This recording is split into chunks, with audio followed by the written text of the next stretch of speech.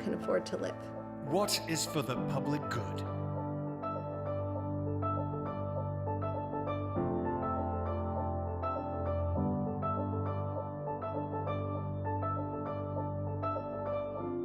Two centuries ago, Joseph Howe, a journalist, public servant, and poet, spoke those words and stood on the floor of this legislature. Tonight, more people will walk into the annals of history to write the next chapter of politics in Nova Scotia. We'll find out who right now. This is Nova Scotia Votes. Good evening and welcome to our election night special. A warm welcome to viewers across the country joining us on CBC News Network and online. We're also offering a digital stream of this special featuring American Sign Language. You can find that on our CBC Nova Scotia website. I'm Tom Murphy. And I'm Amy Smith. We're here at Nova Scotia's beautiful Province House, home of the House of Assembly. It is the oldest legislative building in Canada, home to countless arguments about Confederation, human rights, politics, and policy that carved a path for people here and across the country. Tonight, we'll find out who will form Nova Scotia's 42nd government. Will Tim Houston and his progressive Conservatives be rewarded for this snap election call with an even stronger majority government? Can the second-place Liberals under Zach Churchill gain ground? Or could the NDP move up from third place in Claudia Chender's first provincial election as leader? Well, over the next few hours, we will have the most experienced team in Nova Scotia politics to guide you through the night. Amy and I are joined on set by Paul Withers, covering his 11th provincial election tonight, and our provincial affairs reporter, Michael Gorman, fresh off 30 days of campaign coverage. But before we hear from Paul and Mike, we have to take you to Brett Ruskin in our newsroom, where he has spent the day tracking a big change to how results will be released by Elections Nova Scotia tonight. Brett. Tom, a big change from a little place. Mushaboom, Nova Scotia, is where there was a delayed opening. Let's take a look here. It was in the 22nd riding in the electoral district in the Eastern Shore. So at 22 Powers Road, that's the Mushaboom Fire Hall, and it opened late. It opened at 9 o'clock instead of 8 o'clock like the rest of the other districts, like the rest of the other polling stations. So what does that mean? Well, they're going to be staying open until 9 p.m., but that means that Elections Nova Scotia will not be releasing any of the results until 9 p.m., until all of the polls have closed. They don't want any results coming out while people are still lined up, perhaps there at the Mushaboom Fire Hall. So keep in mind, if you are listening in or watching this right now, when you are in line, stay in line. If you are in line and the polls close, you can still vote. So this means we won't get any results until 9 p.m. But here's what this also means, is that those other polling stations, every other polling station in the province, can start counting ballots right now. Lock the doors. Once everyone has voted, they can start counting those ballots. So that means that in addition to the surge of results that we are anticipating from those e-ballots, from the tablets that 160,000 people voted on, we are going to also have a surge of results, an hour's worth of counting of the paper ballots that were cast today. So these two surges working together, possibly making, a tidal wave of results coming in the next hour or so, probably right at that 9 o'clock mark. All right, Brett, thanks for that. And to aid with all of that, we have this handy-dandy clock at the bottom right of your screen to let you know the countdown to get to that critical point tonight, which we think will be in about 55 minutes when those results will start to pour in. Paul Withers, I want to turn to you now. The Eastern Shore, that riding is one of the ones that you're looking at in this election campaign. We'll get to that in a little bit here first, but let's do a pullback, look at the larger picture of tonight. And it is a big night. It certainly is. Tim Houston is trying something that hasn't happened in this province for 40 years. He's called a snap election 3 years into a majority mandate. The last one to do it was another progressive Conservative Premier, John Buchanan, in 1984. And Tom, he was rewarded with a smashing electoral victory in that election. He was aided by discontent, building discontent that occurred under another federal Liberal government led by a Prime Minister Trudeau, if that sounds familiar. It's sounding familiar for sure. The Conservatives are confident that they're going to win this tonight. But before we do that, let's look at the Nova Scotia electoral map as of the last time that Nova Scotians actually cast ballots. And there you see it. And that, by the way, that map includes the last vote last year, and Preston by-election won by the Progressive Conservatives. The PCs held 32 seats, the Liberals held 16, the New Democrats 6 seats, and there is one independent, that's Elizabeth Smith McCrossan in Cumberland North. That's the gray boundary that you see up at the top of the screen. There are 55 seats in the Nova Scotia legislature. The magic number tonight, Tom, is 28, or at least that's one of the magic numbers we'll be looking for. That's what it takes to form a majority government. All right, lots of ridings to have eyes on for sure, but you are particularly interested in 2 or 3 of those, aren't you? That's right, Tom. I'm going to take a look at Nova Scotia's premier bellwether riding. That's Eastern Shore, where Kent Smith, the Minister of Fisheries and Aquaculture, is the incumbent. You know, voters in this riding have elected a member of the government side in every election since 1970. That's 54 years.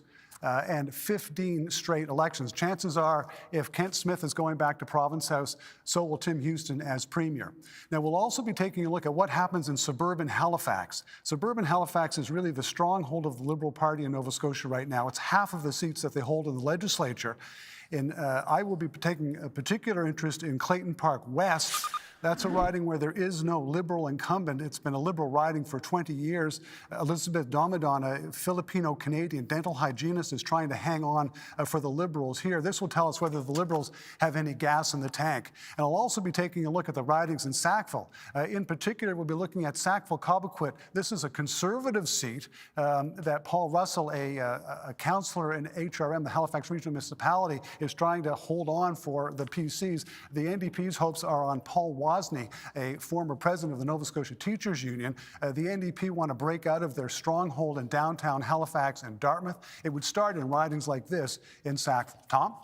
All right, Paul, yeah, just a few of the seats to be watching tonight, but there's many more to watch there as well, are Amy. many, many more, 55 in total. And of course, you're fresh off the campaign trail, Mike. You've been looking at all of them, but you've got some key ridings that you think are really worth keeping a close eye on. Yeah, that's right. And let's start down in southwest Nova Scotia in Clare. If there is such a thing as a safe Liberal seat, ordinarily this would be it. Clare has voted Liberal for the last 3 decades, and Ronnie LeBlanc, by all accounts, is a well-liked and effective MLA at the constituency level. The problem is this is also the epicenter of where frustration with the federal government can be found, and the federal Liberal brand in particular down there over the way the federal government has managed concerns about illegal fishing. Ronnie LeBlanc himself has said that this has created problems for him on the campaign trail. Let's move up to HRM, where Paul was discussing that earlier. Halifax, Armdale, this is a great example of where the Liberals have said that out on the campaign trail, they're taking it from both sides. Both the PCs and the NDP like their chances in this district. And in particular for the PCs, if they're to get that toehold in Peninsular Halifax, Halifax-Armdale could be the place where that happens. And then if we go all the way up to Cape Breton Island, Cindy member 2, Derek Momberket, popular local MLA. He's no stranger to close races, and this could be another one for him tonight. One thing I'm looking for in particular up here, Tim Houston, through his first mandate, at times clashed with the government in Cape Breton Regional Municipality. I'll be looking to see if there's any hangover from that. All right, some interesting storylines to follow, for sure. Thank you, Mike. Lots of ridings to watch right across this province tonight. We also have reporters all across Nova Scotia at the Leaders' headquarters this evening. Jean Laroche, who has left his office in the basement here at the legislature to spend the evening with Zach Churchill and his Liberal supporters. Taryn Grant is on the Halifax waterfront with Claudia Chenders, NDP. And we begin with Houston's headquarters in Pictou East, where the CBC's Shayna Luck is standing by. Shayna, Tim Houston called an early election, ignoring his own legislation for a fixed election date. How did his campaign go? Well, Tom, you know, you can tell how the campaign went from the buzz in this room. I don't know if you can hear it behind me, but there are a lot of PC supporters who are showing up. It's a real mood of celebration here. The pizza is here, the drinks are flowing. People here, some people started showing up quite early indeed, saying that they had to get the good seats. So that kind of tells you how many people they're expecting tonight. Now, of course, the PCs are seeking another majority government government, and if the polls are correct, they are on track to get it. Now, Tim Houston, as you mentioned, Tom, he called this election a bit early. He said that he needed a new mandate from Nova Scotians to address the high cost of living. He's also said that that would give him a stronger voice to negotiate with Ottawa. Now, on the high cost of living, we know that's a top concern for Nova Scotians. They're telling us about the high cost of groceries, having difficulty affording housing. And the PCs have responded with a platform that includes measures like dropping the HST from 15 percentage points to 14. They're talking about raising the minimum wage. As well, you know, the voters, though, will remember that the PCs were elected in 2021 based on a signature promise to fix healthcare. And on that front, Tim Houston has said that progress has been made through the last 3.5 years. He's pointed to more doctors and nurses being attracted to this province. The other parties have said they don't feel enough progress has been made. They've pointed to things like the doubling of that wait list, tens of thousands of Nova Scotians on a wait list to get a family doctor. But to those kinds of concerns, Tim Houston has said throughout this campaign that healthcare is a problem that's going to take a long time to fix. And the PCs tonight very confident that Nova Scotians are going to give them another 4 years to get that job done. Tom? Shayna Luck at the Wellness Centre in Pictou County tonight. Thanks very much, Shayna. She's with the PCs. Jean is with the Liberals tonight, where they, of course, were not happy with the PCs calling this election early either and had some complaints about the PCs, certainly during the campaign. After 30 days on the trail, how are Zach Churchill and his Liberals feeling tonight, Jean?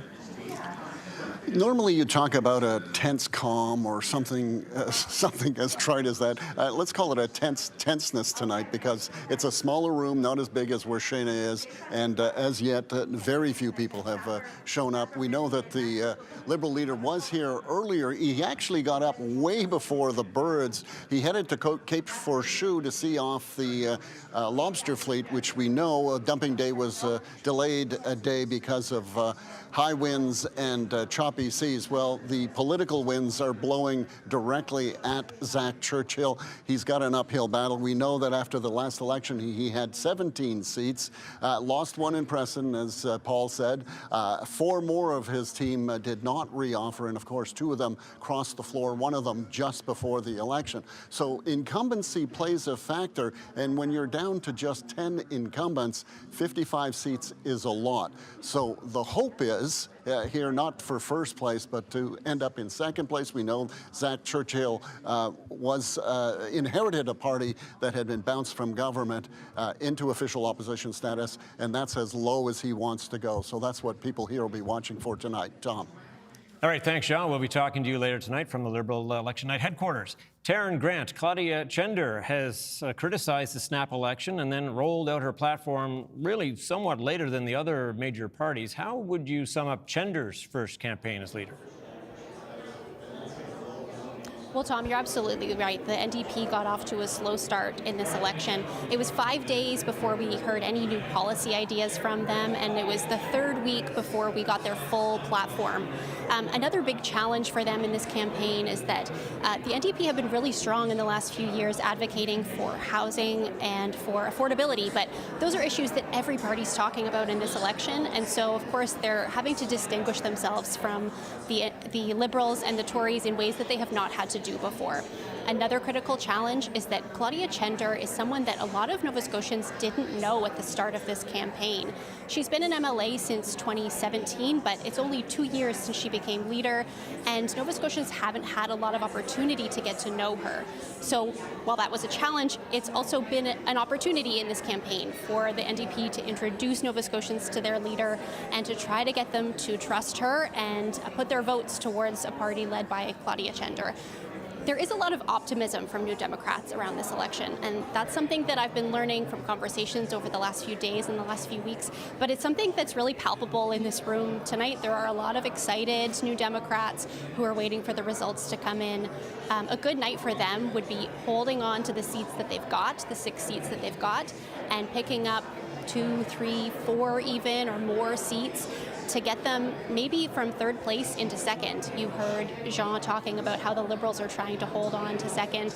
The NDP are gunning to jump ahead of them into second place and form the official opposition. So a good night is picking up some seats. A great night is moving into second place. Tom? All right, thanks, Erin. Yeah, we expect to see the Liberal and the NDP really battling it out there for second place for sure.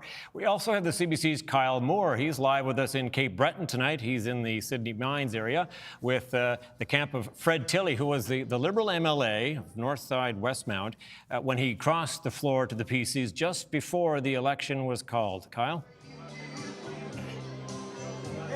Yeah, that's right, Tom. And as you can hear, the music is playing here. Supporters have gathered at Fred Tilley's headquarters here in Sydney Mines. You might be able to tell the decor behind me is blue and white. I think a lot of people thought it might be red and white at this time. That's because Tilley has been the Liberal MLA for Northside Westmount for a little over 3 years. But he decided to cross the floor less than a week before Tim Houston called the election. Now, Tilley said basically he made the decision because he thought he would better serve his constituents as part of the government. Now, this riding comes with a bit of controversy as well. The Liberal Party has accused Fred Tilley of stealing voter information, and they have actually filed a complaint with the RCMP. Now, Tilley says that it was information that he gathered. He feels it belongs to him and that it was his to take. Now, another twist to this riding is the Liberal candidate is Danny Laffin. Laffin, of course, helped Fred Tilley get elected in 2021. He worked on his campaign then. Laffin as well was a PC candidate in 2019, but he was booted from the party before the election even began. Now, there's no reason why, or Laffin would not speak to that, only saying that his focus now is on this election and this campaign, of course. Now, this riding here, traditionally Tory blue. Murray Ryan held the seat 2019 to 2021. Eddie Orrell was before that. He held the seat for about 8 years.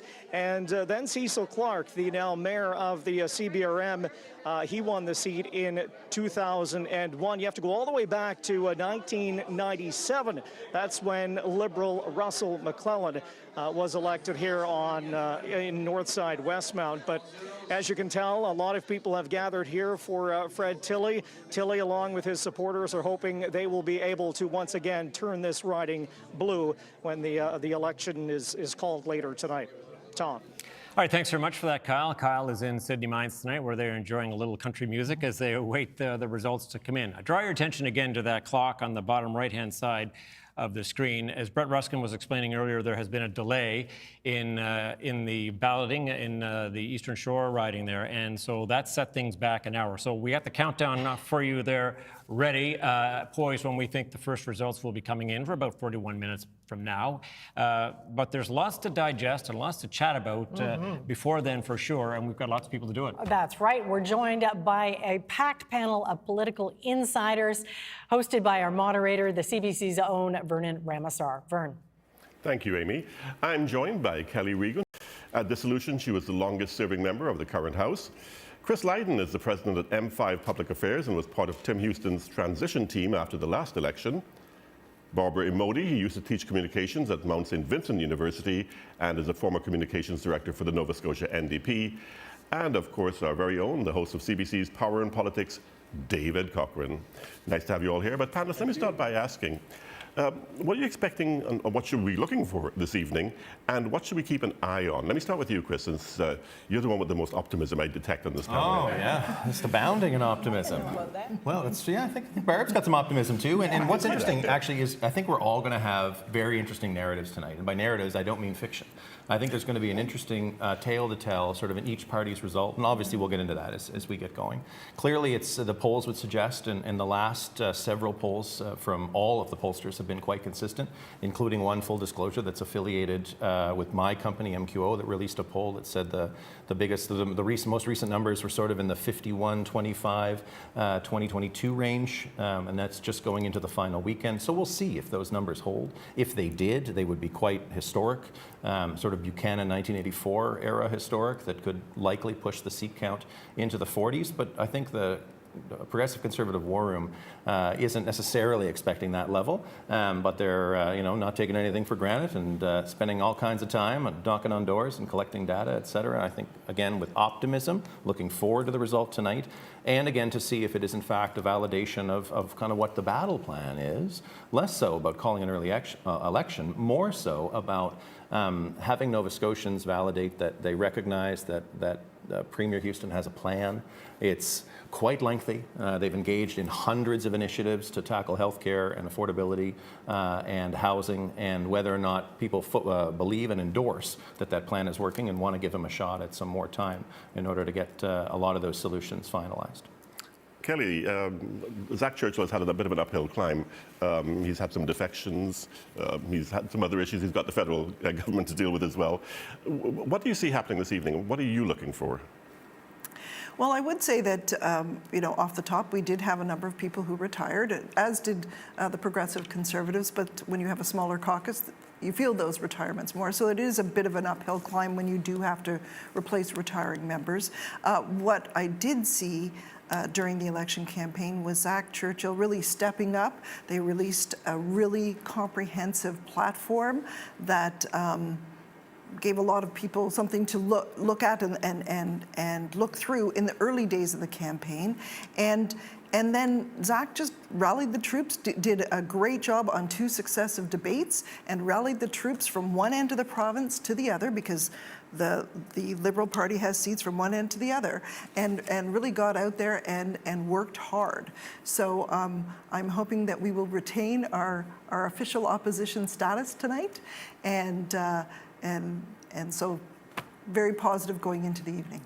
I know most parties would hope to grow their previous results. That's not something that you're anticipating at this point. I think there are a couple of seats that I'm keeping an eye on, but it was a bit of an uphill slog, particularly because there was an early election call. There were people who were planning to run next year, but their circumstances right this moment didn't lend it to that. So it just made it a bigger hill to climb.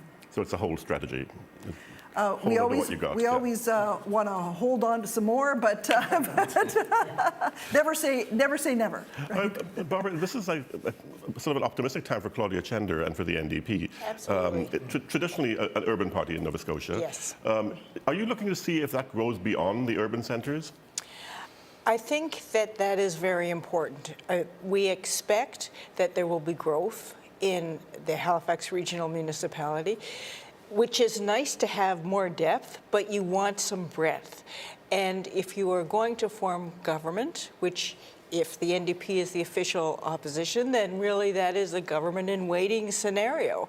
You really need to feel that you are growing in rural areas. So looking not only for more rural seats, but also more rural areas where the NDP comes in second. And that will show a return after the quiet period that followed the end of the Dexter government. Is your gut feeling there will be some growth this evening? Definitely, I think so, because they have been successful in the party, I think, in really promoting Claudia. And that is a very particular NDP thing, that the NDP does well with a leader that people generally relate to as being just decent and ethical and feeling really Canadian. Tommy Douglas, the most popular Canadian ever. Ed Broadbent, Alexa McDonough, Darrell Dexter. We have a big history of those personalities being so reassuring and solid to people. Claudia is that person, but has not had the opportunity. So in many ways, that will be, I think, reflected in the results we'll see tonight. And David, I gather when we spoke earlier, you're thinking this may be bucking a trend this evening if Houston grows, and we need only look next door to what happened recently. Yeah. Tim Houston has a real chance to do something none of the Canadian premiers have really been able to do in the provincial elections we've seen in the last little while. And that is not only to hold on to his government, but to grow his vote share and to grow his seat count. So, Vern, you look across the country in British Columbia, David Eby is still the premier, but he won that election by the skin of his teeth, right? And the numbers came way down. In Saskatchewan, Scott Moe, still premier, but a greatly reduced majority, largely shut out of the big cities of Regina and Saskatoon. And right next door, as you mentioned, Blaine Higgs, an incumbent premier who not only lost his majority, he lost his seat. And it's a switch, because what we saw during the COVID elections is that people embraced continuity and they voted for consistency. Ever since, they've been voting for change. Now, Tim Houston wasn't in power during the height of COVID, but he's been there since 2021. And he has this opportunity now, if all of this analysis is right, and I have no reason to doubt it, not only to win, but to grow vote share and to grow his seat. And that is something incumbents haven't done in Canada, they haven't done around the world. There's been this appetite for change. And if he does accomplish this, I think it's because you can look at the fact that Tim Houston really focused on a couple of key things: healthcare, affordability, and housing. He never got into any of the culture war issues on pronoun policy and trans policy that we saw with Blaine Higgs in New Brunswick, that we saw with Scott Moe in Saskatchewan. He's a progressive conservative in that Nova Scotia tradition, and a focus on issues that appeal to voters right from Yarmouth to Sydney, and gives them a reason to vote for him no matter how they voted in the past or how they'll vote in the future, because they're bread and butter issues that cut across every voting cohort. And that's the key to incumbents winning. Stick to the basics, keep the main thing, and that helps you win. Well, we've got lots to talk about this evening. In the meantime, though, we throw it back to the desk with Tom and Amy. All right, thanks so much, Vern. Yeah, strategy always plays such a big role in election campaigns, doesn't it? And so with that in mind, we should head over to the NDP headquarters. Taryn Grant is standing by with someone who knows a little bit about election strategy for sure. She has a campaign advisor with her, I believe, from the NDP. Taryn. Yep, that's right. I'm here with Lucas Wide. Lucas, can you tell me about what was the strategy for the NDP in this election campaign over the last month? Well, this election we had a couple of objectives. The first one was we really wanted to introduce Claudia to Nova Scotians. It's her first time as leader running a general election. So that was our first goal. The second one is obviously in any election, we want to grow our caucus. We want more New Democrats in the legislature. And what's your assessment of how it went? I think overall the campaign was a success. The more Nova Scotians got to know Claudia and got to see Claudia, they liked what they saw.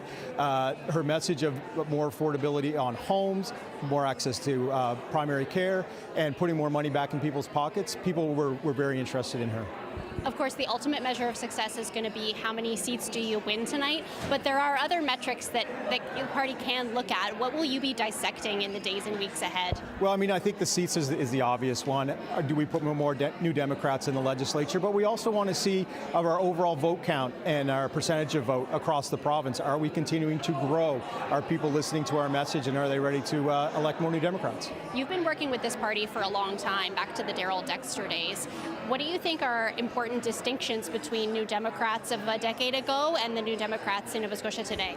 Well, I mean, New Democrats have been on the side of working families, middle-class families. That continues, but I think Claudia brings a new perspective to it. She's a mother. She's a very hard worker. She's thoughtful. She's bright. And I think more Nova Scotians saw her, the more they really liked what she was saying. All right, well, we'll see how the night goes, and maybe we'll be chatting with you again. Back to you, Tom. All right, Taryn, thanks so much for that at the NDP headquarters tonight. Yeah, strategy, such a big part of elections, but when it's an early election campaign, all the more difficult, I'm sure. We're going to talk about that in a moment, but first, look at the clock, Amy. Look at that, halfway there till the results come in. It's pretty is exciting, isn't it? Yeah, 30 minutes until we think we get the first results, so keep an eye on your clock there. Definitely. While we set the stage for you, so to speak, here about this election, and it is an early election call. That provides a whole different set of challenges for political parties. A different kettle of fish. Yeah. You know, we weren't supposed to be here tonight. This is supposed to be July of next year. How did that change the whole trajectory? Well, Tim Houston, as most people know, was elected in 2021 primarily on a promise to fix health care. That was bill number one.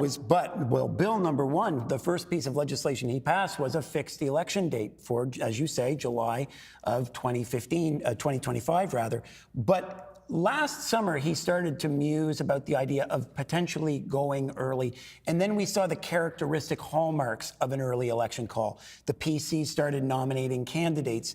The PC government, in the month of October leading up to the election call, made $400 million in funding announcements and commitments around the province. It's always a telltale sign. If there is one, that is it. And that led us to the, at that point, no longer surprise election call. Although, Paul, it seemed to me anyway that for some people it was still a surprise. It sure was. And, the New Democrats, at this point, whether it was the early election call or not, they did not have the horses to run a province-wide campaign. Some of that can be attributed to the early election call. Certainly, it caused problems for the Liberals, and I can point to 3 ridings where it really did catch them off guard. Let's start with Chester St. Margaret's. Chester St. Margaret's is a PC-held riding. The incumbent there is Danielle Barkhouse.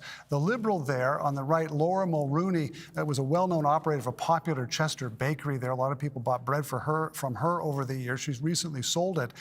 But she was expecting to be running in July. The early election call really did catch her off guard. She's had to take a break from door knocking to fulfill a prior commitment to tally Christmas trees for the Lunenburg Balsam Fir Co-op to get those Christmas trees out the door. So she's been counting Christmas trees and not knocking on doors. That wasn't her plan in this election. Let's go to Shelburne, where it's even worse for the Liberals. Yeah, there's a candidate without a picture. That's because Debbie Muse is just a name on a ballot. Never saw that happen in Shelburne before. That's either a sign of disorganization or just how poor the Liberal brand is in a big fishing riding like Shelburne. Let's go to Guysborough Tracadie. This is another PC stronghold, I would say. Greg Morrill, the Minister of Agriculture, is the incumbent there. Another candidate without a name, that's George Grant.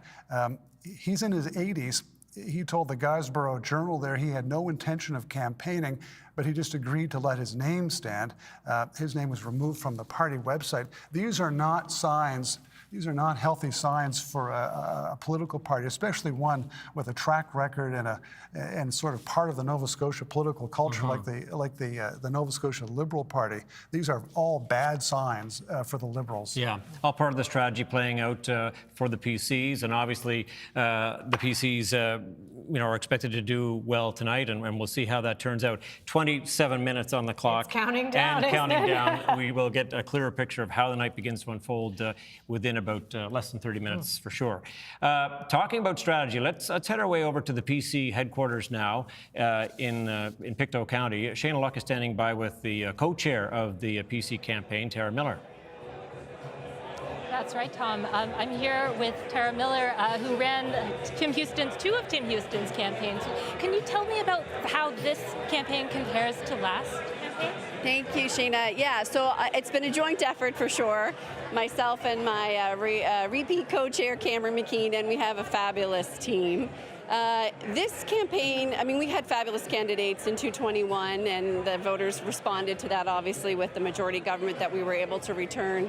And that success continued again in this campaign. We went in with about 30 incumbents, I believe, at the end, and then had 25 new candidates. And these are all quality, credible candidates, ranging from educators and healthcare workers and small business owners, community leaders, folks that, were unionized and non-unionized. So the message that Tim Houston, through 2021 and forward, was able to share really resonated with these candidates who represent all Nova Scotians across the province. And we really are looking forward tonight to seeing those folks join the Houston government back when they return. Now you're in a very different position going into this campaign than you were going into 2021. Yes. How has that affected, I think, the mood tonight? The mood is similar to what it was in 221. I would say, Shayna, the same work happened. We put our heads down. Every candidate knocked on doors every day, with the exception of Remembrance Day. We took nothing for granted. We didn't take the voters for granted. One key distinction I would say is that the people of Nova Scotia heard Tim Houston say in 221, healthcare is an issue. We all knew that.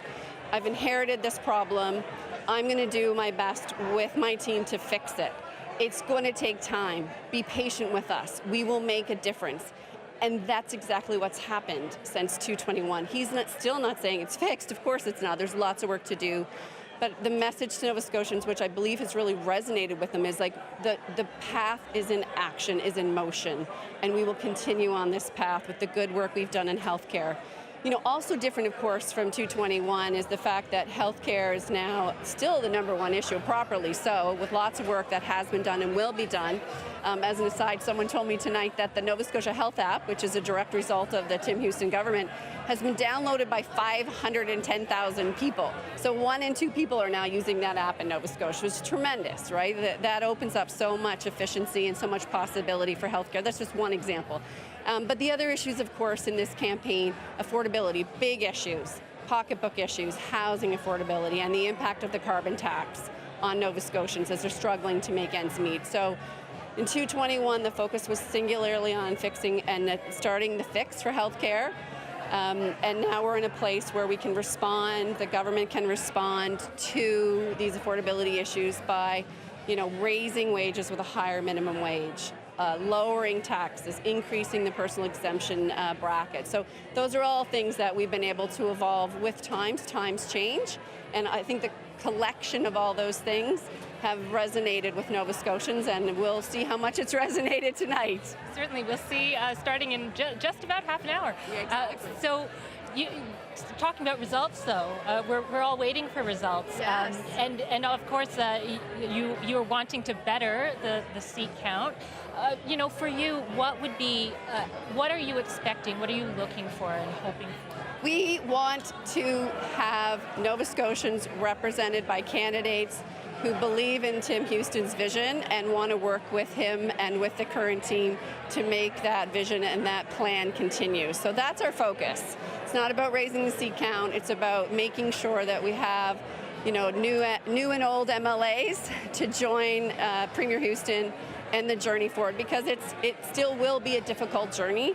And these folks that have put their names on the ballot and the teams in their communities who have rallied around them to run this marathon sprint that we inevitably have in any kind of a provincial, municipal, or federal campaign, you know, it's really about the work that those folks have done and celebrating that, and you know, hoping that that is what Nova Scotians will respond to. Tara Miller, thank you so much. You're welcome. My pleasure. Tara Miller, PC campaign co-chair. All right, Shayna, thank you very much for that. The perspective on an election campaign like this from the co-chair of the PC campaign. Let's get you down to the other end of the province now, down into Yarmouth, where Jean Laroche is with the Liberals tonight. He has a take and some help getting this explained to him from a candidate, a Liberal candidate, who is with him in the Yarmouth area tonight. Jean. That's correct, Tom. I'm here with Laura-Lee Murphy, who is the candidate in Argyll, what has been the safest Tory seat in the riding. And my first question to you, Laura-Lee, is how did they convince you to run in that particular riding? Well, actually, I approached Zach with my interest in running. I was complaining daily every time I turned on the television or the radio, and I feel if I'm going to complain that much, I need to try to do something about it. Complaining about what? Tim Houston's policies, waste of money, mismanagement of funds, mismanagement of healthcare, those sort of things. Yeah. Now, you come from a part of the province that depends a lot on the lobster fishery, Correct. And we've heard a lot of people angry at the federal Liberals for not doing enough to curtail what they see as an illegal fishery. How big a drag was the federal Liberal Party on your particular campaign? I mean, of course it was, and that was part of Tim Houston's message, was that we were the same as the federal party, which of course is not true. I'm hoping that people understand the difference. And the problem with the fishery in Nova Scotia is as soon as those catches hit land, it's now a provincial issue. And it's not being dealt with. There are fines in place, and they're not being given out, and we need to address that.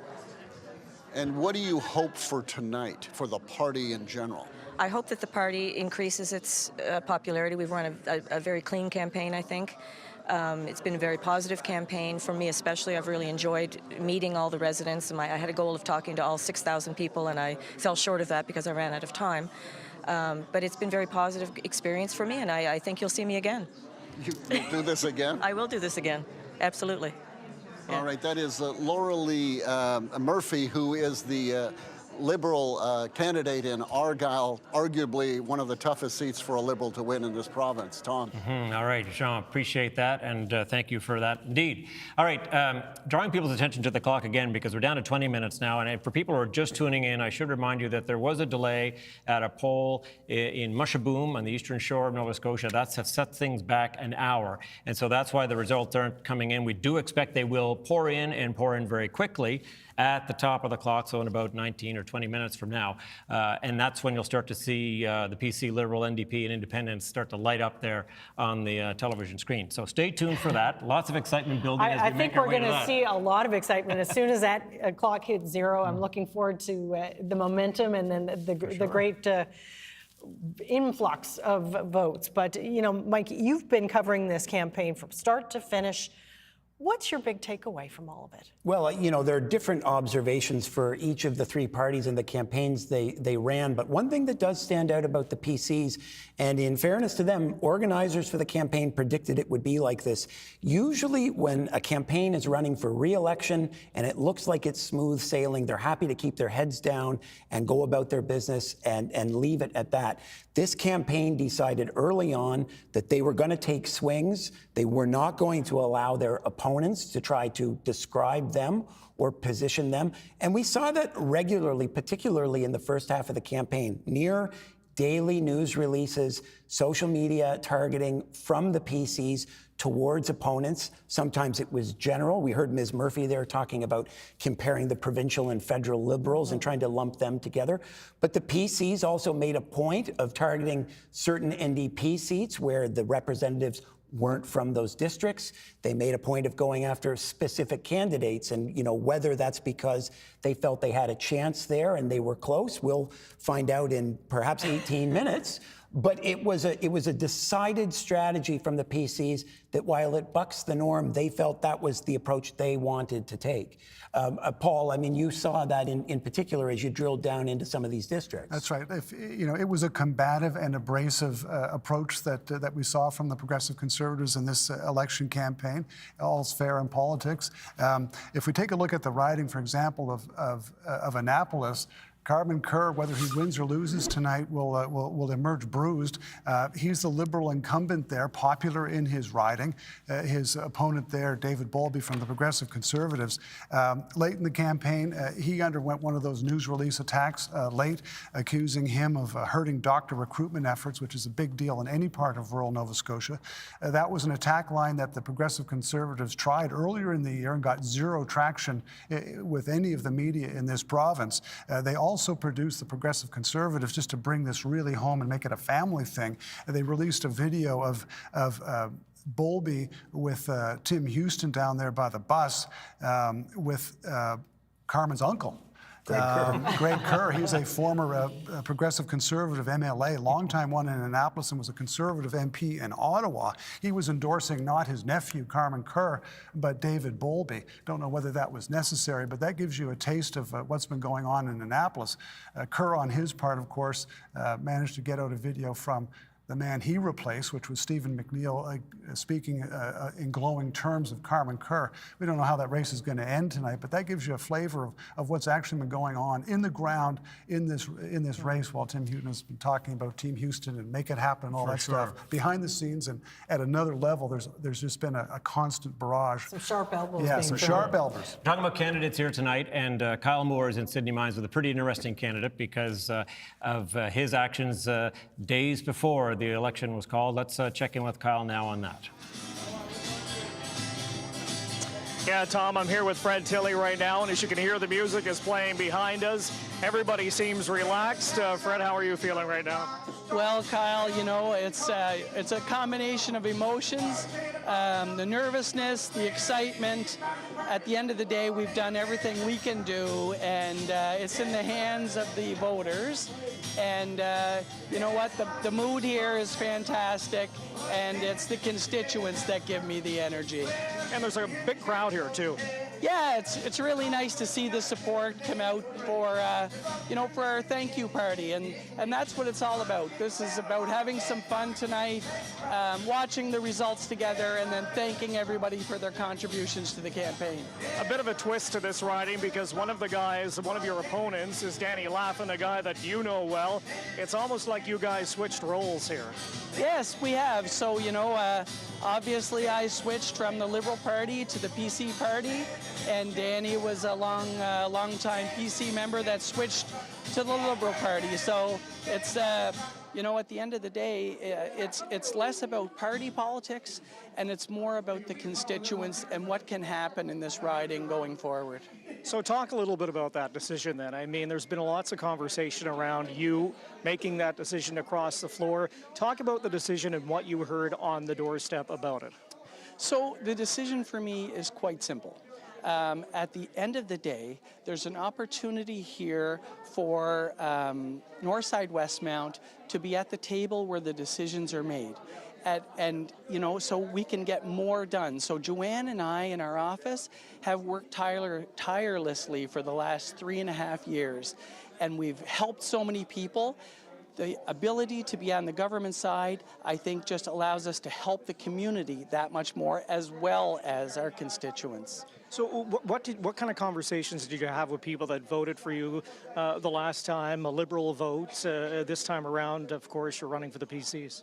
Yeah, so of course, some folks were a little upset with that, and others were jubilant that, at the doors I heard, oh my goodness, thank God, now I can vote for you. I was voting for you anyway, but now I can vote for you with a smile on my face because you have switched parties. And for me, it's been about being a constituency MLA. What I heard on the doors mostly was, Fred, we don't care if you're blue, red, green, or whatever color. We vote for you because you've helped us all. Now, on the western side of the island, Alan McMaster left the PCs. He said he wants to run federally. That opens up a cabinet position if you are elected and if the PCs get in. Is that something that you're interested in? Certainly, it's absolutely something I'm interested in. I've worked hard, and I'll continue to work hard to prove myself so that maybe I am considered for a role like that. But right now, tonight, it's about Northside Westmount, and it's about winning this seat for the government side so that we can do good things for the constituency. Well, the wait is a little longer tonight, but we're getting there. Thanks, Fred, for your time. Thanks so much, Kyle. I appreciate it. All right, Tom, back to you. All right, Kyle, thank you for that. And I think we all agree on the panel here that that's the room we'd like to be in tonight so far. It seems to be the most fun with the music playing and the toe tapping and so on. 12 minutes, a little over 12 minutes before we think we get our first results. So hang tight there, folks. We're getting really close, and we're starting to try to unpack the election campaign as it was for you before we get that fire hose of results, which is what we were expecting. It's going to be coming fast and furious, we're pretty sure. At the top of the clock. Vernon is with the panel, and they'd like to chew on some of this as well. So Vernon, take it away. We do plan to chew on it a little bit. Thanks very much, Tom. Now, panelists, you're all political insiders. We've got a sort of weird delay period now we weren't expecting earlier today. Some of you have some really obviously close memories of what it's like to run, what a night like this is like when you're sitting there waiting for the results to come in. And obviously the amount of work that's gone into getting to this point. And I want to start with you, Kelly, because you have a very vivid recent memory of it. Well, I remember last time when I was sitting at home waiting for the results to come in, and no, I think it was actually the election before, and the numbers were actually over one column, and so we had one result, and it had me losing, and I knew it was wrong, but it sat on it for 20 minutes while they figured out what the problem was, and so it was a really nerve-wracking time, even though. Really, in the last week, you kind of know if you're going to win. You can feel it on the doorsteps. So that was kind of bruising. And I do have one other anecdote. I think it was from election night last year, where one of our candidates had been told that she had lost, and I got a phone call saying she's won. She won. It was the final poll. She won, and I called her, and she was on her back deck. Having a beverage overlooking Bedford Basin. You just gave it away. You just gave away the geography. and there's a lot of ridings that overlook Bedford Basin. And I said, you've won. And so I got to deliver that message, and that was a really nice moment there too. No, when you and Barbara were talking earlier, I think one of the things you spoke about was the fact that there's this overwhelming tiredness from having such a slog to get to this point. Barbara, talk about that as well. Well, I don't think that people realize it's like doing 30 days of all-nighters. Like, you're so tired. By this day, you're practically hallucinating. And I remember one election, I was on the leaders' tour, landing in Halifax Airport, and you're so absorbed. And of course, I was working for the NDP, walking past baggage and seeing a person with an orange T-shirt on and thinking to myself, that's a supporter, who is it? And then I thought, no, that's just a person in an orange T-shirt. And to try to transition yourself back. One thing I used to do at the end of every election campaign is I would throw out all the clothes I'd worn on the campaign. It was just like done. I had to re-enter life. And Chris, do you find there's a level of confidence that people just know we're going to win and there's no worry on election night? Or is it that people genuinely, even if they're fairly certain to win, are still nervous? Oh, there's all kinds of anxiety, and it's funny, in the lead up to this, having the opportunity to do this tonight, did I rewatch 2021, which you can find on the Google box. So when I had the opportunity to be at the desk with Amy and Tom and Paul last time, and watched it again, and one of the things that we sort of talked about at that point was when the numbers had started to shift, said something, paraphrasing, but said something to the effect of, talking to the Tory War Room and some of my closest lifelong friends, including James Michener, like my brother from another mother, who was the campaign director at the time, doubting his own numbers. These numbers look too good, and we don't believe our algorithms, we don't believe our math anymore. Our system has to be in some state of disarray because it's starting to trend in such a positive direction. That same critical mass of folks are running the campaign this time, and I won't say there's perhaps the doubt in the algorithms narrative this time, but they're continuing to be. It's been so good for so long. The doors are so good. The polling is so good. Where we expect to do really, really well is so good that there's an enhanced anxiety about, frankly, underperforming tonight. It's not expected, but that human emotion is there. Have we done enough? And and to one of the points, I think it was Michael's point a little bit earlier, that the party's really pulled out all the stops in advertising and the door knocking and the teams and the data collection and the rapid response and the critiques of the other guys, and it's been a full an all hands on deck sort of election, not a phone it in kind of election, not taking anything for granted. And that's, there's hope in the Tory War Room that pays off tonight, but ultimately, again, we'll see. It brings off all kinds of memories. I mean, Kelly, of course, has been an MLA for 15 years, and you and Jeff have had how many elections? 14 in total, 13 since we've been together. Yeah, well, there you go. So I mean, there's and then we've been in war rooms and we've been door knockers and sign hammerers and premier advisors and all things in between. And anyway, this brings back a lot of memories too, and sort of the anxiety that folks. It does. Yeah, what must be going through. Also weight loss. Like every election, I lost between 10 and 12 pounds. You did knocking on door. I kind of missed that this time, right? No, So. no. You were not on the Daryl Dexter fish and chips tour, I can tell you.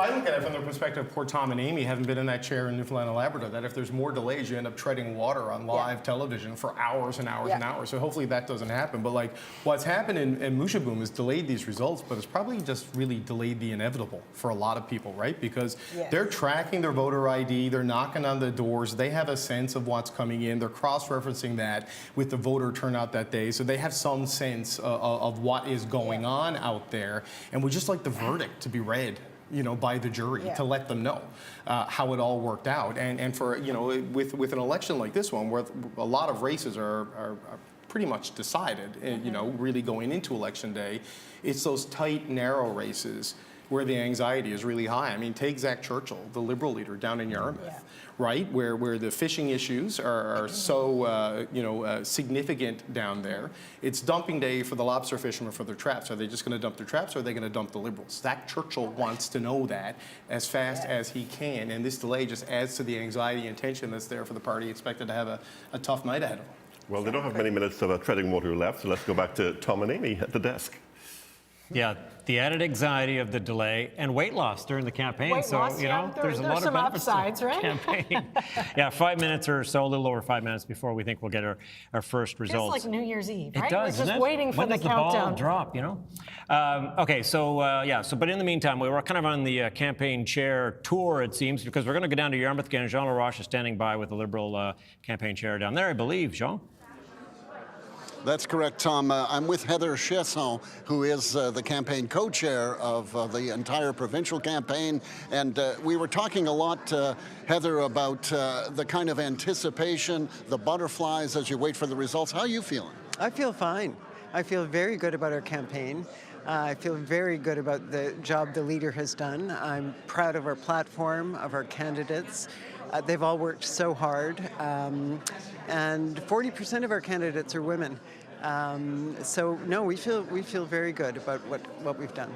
And this is campaign number what for you? Well, if I count my federal and provincial campaigns, this is number 25, a bit of an anniversary. But I've also done some municipal campaigns, so north of 30, I guess. And so does this one feel any different than the others? I feel better about this one in many, many, many ways, actually. The leader has been doing this, Zach has been doing this for all the right reasons. He's a smart, thoughtful, energetic guy, uncynical, unlike many politicians. So it's been a real pleasure doing this with him and with our team. We've had a small team, but a mighty team. And as I've said, we're really proud of what we've done. Talked to one of your candidates, Laura Lee Murphy, just a few moments ago, and I asked her this question. I'm going to ask you because you're kind of got a foot in both the federal and provincial camps. Has the federal party been a drag on this particular campaign? Well, I think Tim Houston wanted to make it a drag on this campaign. Tim Houston, wants to talk about Justin Trudeau, and it boggles my mind. But often in politics, people like to have an enemy, and I guess Tim Houston has chosen Justin Trudeau. And what was the goal of this campaign for you and the team? Well, the goal is always to win some seats, to hang on to our wonderful MLAs that we have, but also to let people know that we've heard them, that we know the issues, and we've got some solutions to those problems for them. And so, in your mind, has that resonated enough? Because we see the polls, and the Liberals are always kind of mired in second or third. Well, I'll tell you a quick story about the platform. And we love to talk about the platform, as you know, but I have a brother-in-law who has only voted Conservative provincially and federally his whole life. And he called me last week to say that he's voted Liberal because he did look at the three platforms. I was quite shocked. So I'm hoping many other Nova Scotians have done the same. All right, thank you very much. That is Heather Chesson. She is the campaign co-chair for the provincial campaign, the Liberal campaign. Back to you, Tom. All right, Jean, thank you for that. Jean Laroche in Yarmouth tonight. We are in downtown Halifax in beautiful Province House. And it's pretty swanky, to say the least. We are very comfortable here, and the folks have been very good to us, haven't they? Well, you know what? So much history in this building and more history being made tonight. So it's a really special place to be, and we really want to thank everybody here at Province House for letting CBC crash the joint, right? Yeah, it looks great, and they've been just very, very wonderful to have us. I'm sure, Mike, you know this well as anyone. They'd love to have some tours of people who come down here if they would want to or are very interested in this property. A lot of people don't realize it, but when this place is open during the day, it is the people's house, and the people are more than welcome to come in here. My personal favorite room in the building is the library, and it's well worth a stop in to check the place out. Okay, and there might be a portrait of Paul Withers someplace in a quiet corner of the building. You never know. All right, let's get down to the NDP headquarters on the Halifax waterfront now. Taryn is standing by with an NDP candidate. That's right, Tom. I'm here with Susie Hansen. She is the incumbent for Halifax Needham.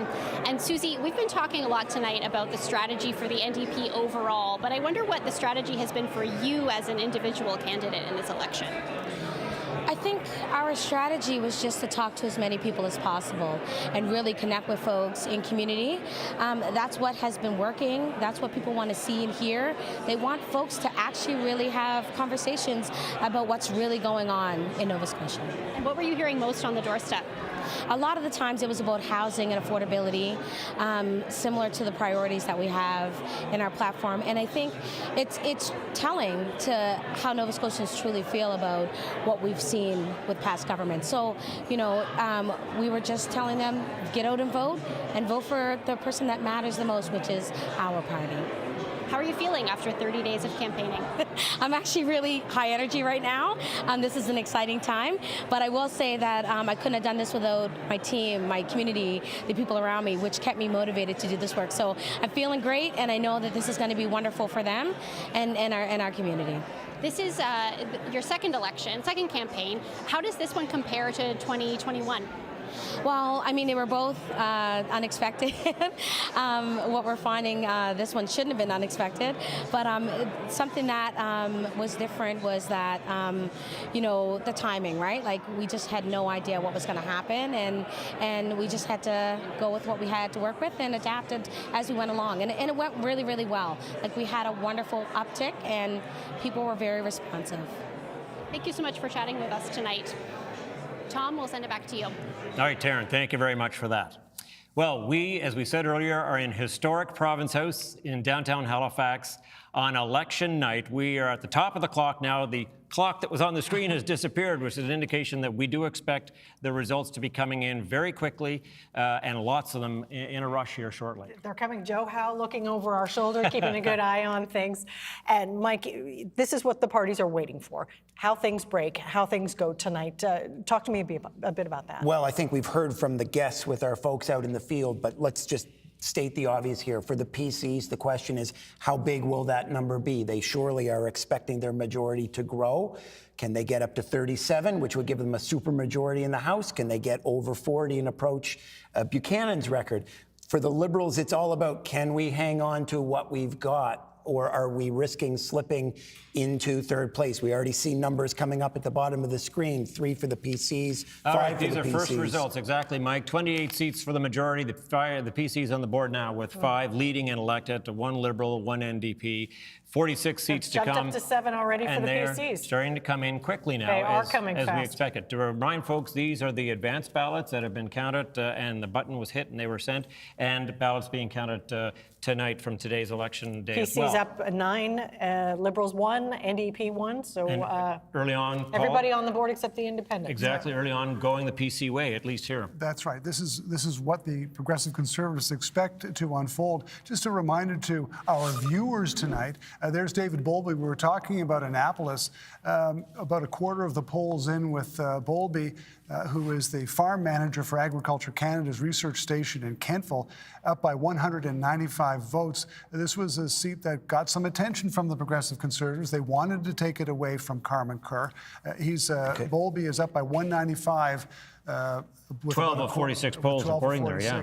This is, the Progressive Conservatives dominate mainland Nova Scotia. This is the kind of seat that they will be expecting to hold on to. Michelle Thompson, the Minister of Health, 400-vote lead, again, with about a quarter of the votes in. This is heading in the right direction for her and for the Progressive Conservatives. We heard from Jean that Argyll is the safest PC seat. Colton LeBlanc last time received 82% of the vote in Argyll in 2021. He's looking awfully strong tonight, that's for sure. And Cape Breton, Whitney Pier, one of the ones that we were watching, Kendra Coombs was involved in one of the closer elections last time. 100-vote lead, again, with about a quarter of the polls in, against Darren O'Quinn, who is the candidate for the Progressive Conservatives, who had just won a seat on the Cape Breton Regional Municipal Council when he decided to maybe he'd like to leave that behind. Jumping up to 26 now, the PC's on the board, leading and elected.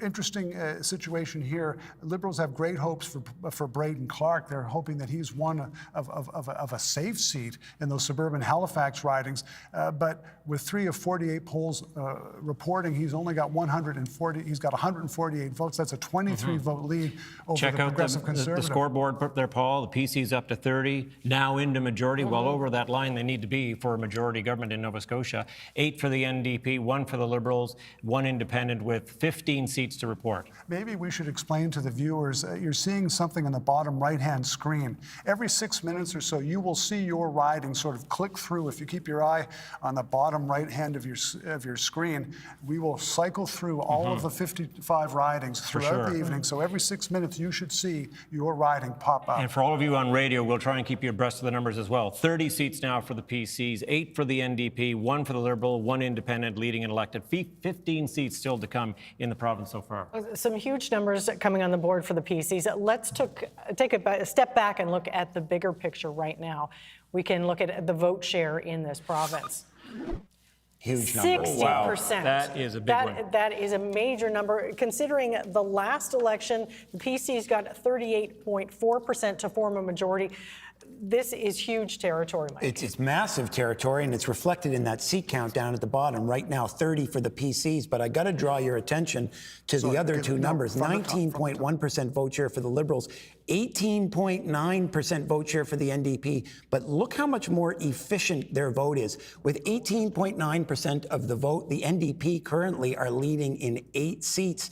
The Liberals have 19.1% of the vote, but they're leading only in 1. It's the efficiency of the vote, right? It's not necessarily how many votes you get, but how many seats you get. That's right. We can see the PCs up 7 from last vote, NDP up 3.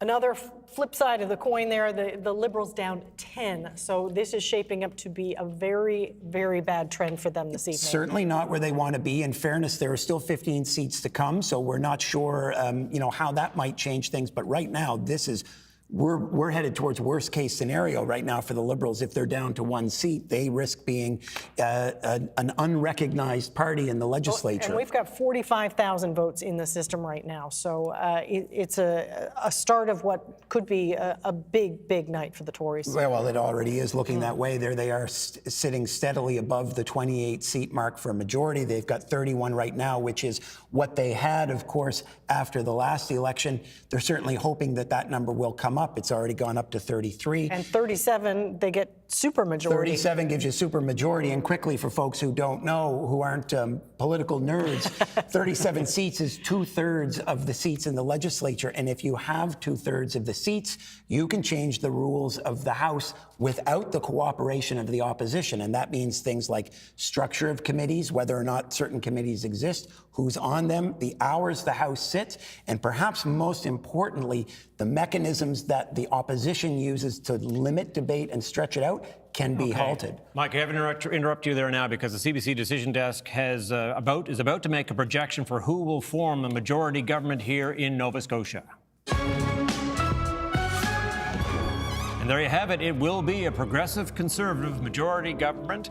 Tim Houston returning to this building, Province House, Paul, as Premier once again.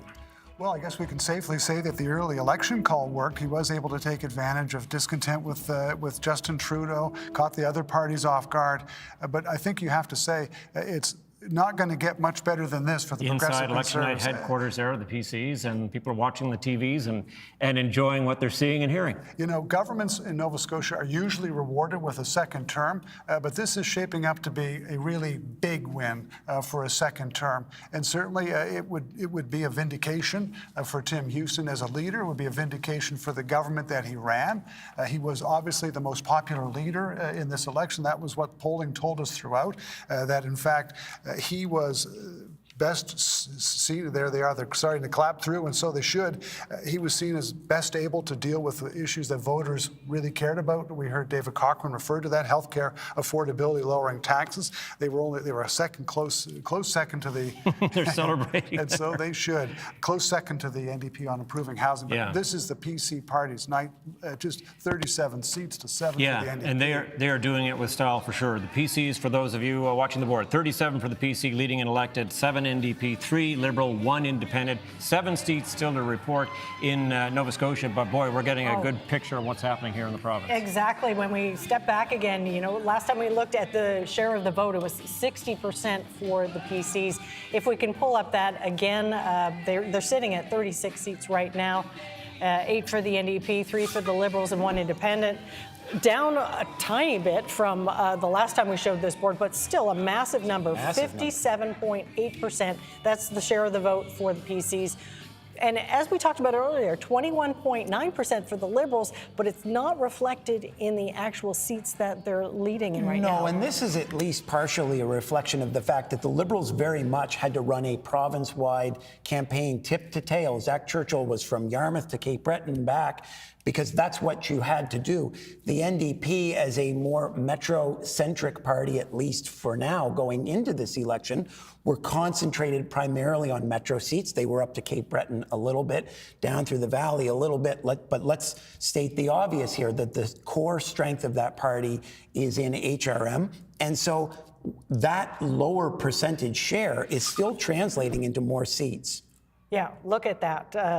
Up 18.7 for the PCs from the last vote. That's huge. And the Liberals down 14.6. The NDP down a little bit too. So well, that really is something worth noting, right? The Liberal vote is cratering, really, but the NDP right now is leading in 2 seats more than they finished the last election with, and yet they have a lower vote share than what they had after the last election. So it's all where the votes land. Indeed it is. Yeah, things going the PC way tonight for sure. Let's get to our reporter who was with the PCs tonight. Shayna Luck has the latest from the election night headquarters there in Pictou County. Shayna. Tom, I don't even know if you can hear me at this point because the music is blasting. There's a whole lot of cheering going on, and people are absolutely just glorying in this moment. I saw a lot of really ecstatic hugging earlier, and so there's this real sense, I think, of victory here. And there's the sense, you know, that the hard work of the campaign has paid off. People have talked to us tonight about the work that they've done over the course of the last month. And so really, can you hear that? It's quite the party, and lots of people tuning into all of the broadcasts and just soaking up this moment right now. Tom? Okay. All right, Shayna, thanks so much. Doing her best to hear as she can there with all that music playing in the background, the party happening in real time on television there tonight. Shayna, part of it. Okay, thanks so much for that, Shayna. The numbers on the board tell a big part of the story for sure. PCs for the lead of 36 leading and elected. Now it's 37. NDP with 7. The Liberals with 3. 1 independent. But in the Liberal territory there, we are hearing that Zach Churchill is losing his seat, in fact. So that is just such a troubling sign for the Liberals tonight. Let's get over to Paul Withers now, who has more on what's happening there in the parties.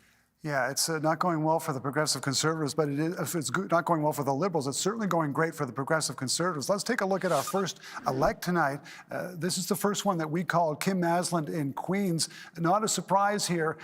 She was expected to do well.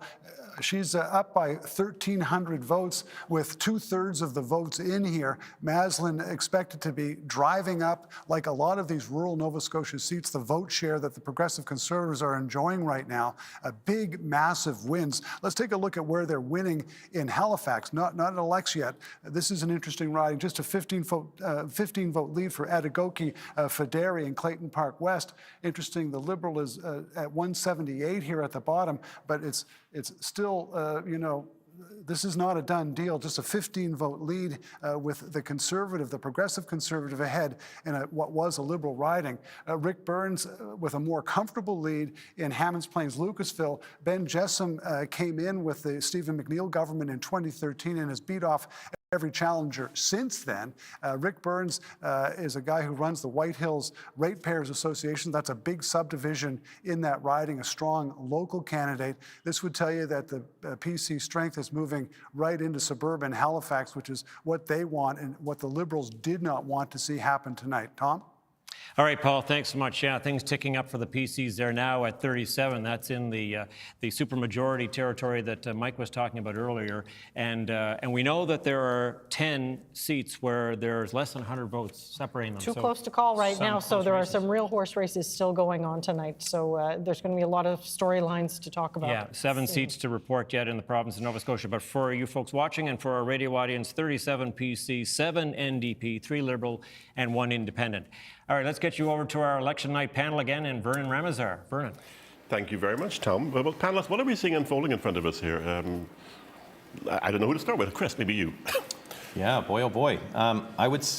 First off, it's early. Now, these numbers have come in, of course, in a flood, and we're seeing 48 of 55 seats reporting so far. Those seats are not all final. Only 17 have been declared, and even then, they've been declared quite early in the vote count in terms of the polls that have been counted. Just the pluralities are so consequential that the CBC decision desk would have made those calls early. That said, 56.9% of the popular vote was outside of the most optimistic margin of the PC war room. 56.8% would be a historic high, higher than the highest ever PC total, which Robert Stanfield got in 1963. It would still surprise, which was 56.3%. It would still surprise me if it stayed at that level, but the fact that we're seeing these early counts at that level would certainly lead to believe that those numbers will be consequentially high, early Buchanan era high, and the seat counts will likely follow. So it's going to be, obviously, it's a very exciting night. Great shock. I'm sure the party's in full swing in Pictou. Sorry to not be there, gang. But nonetheless, it's trending towards a very, very big night and a very big validation of the Tim Houston plan and Nova Scotian support for it. And not so much a great night for the Liberals, Kelly? Well, there's a number of seats where I think we would expect to do well, where we're not seeing results yet. Including Yarmouth. I mean, that's a bit surprising at this point. Things may change. Well, in Yarmouth, there are some results in, but it's not going in our favor so far. Again, not a whole lot of results reporting so far. So there are still early in the night, as Chris said, and so things can change there. But there are a number of races where things are really quite close. And I think that's important to note that I think it was Yogi Berra who said it ain't over till it's over. And as my friend who was having the beverage on her back deck found out, you want to wait till all the votes are counted. So we still have hope. And Barbara, I mean, it's, at this point, we're looking at 9 NDP.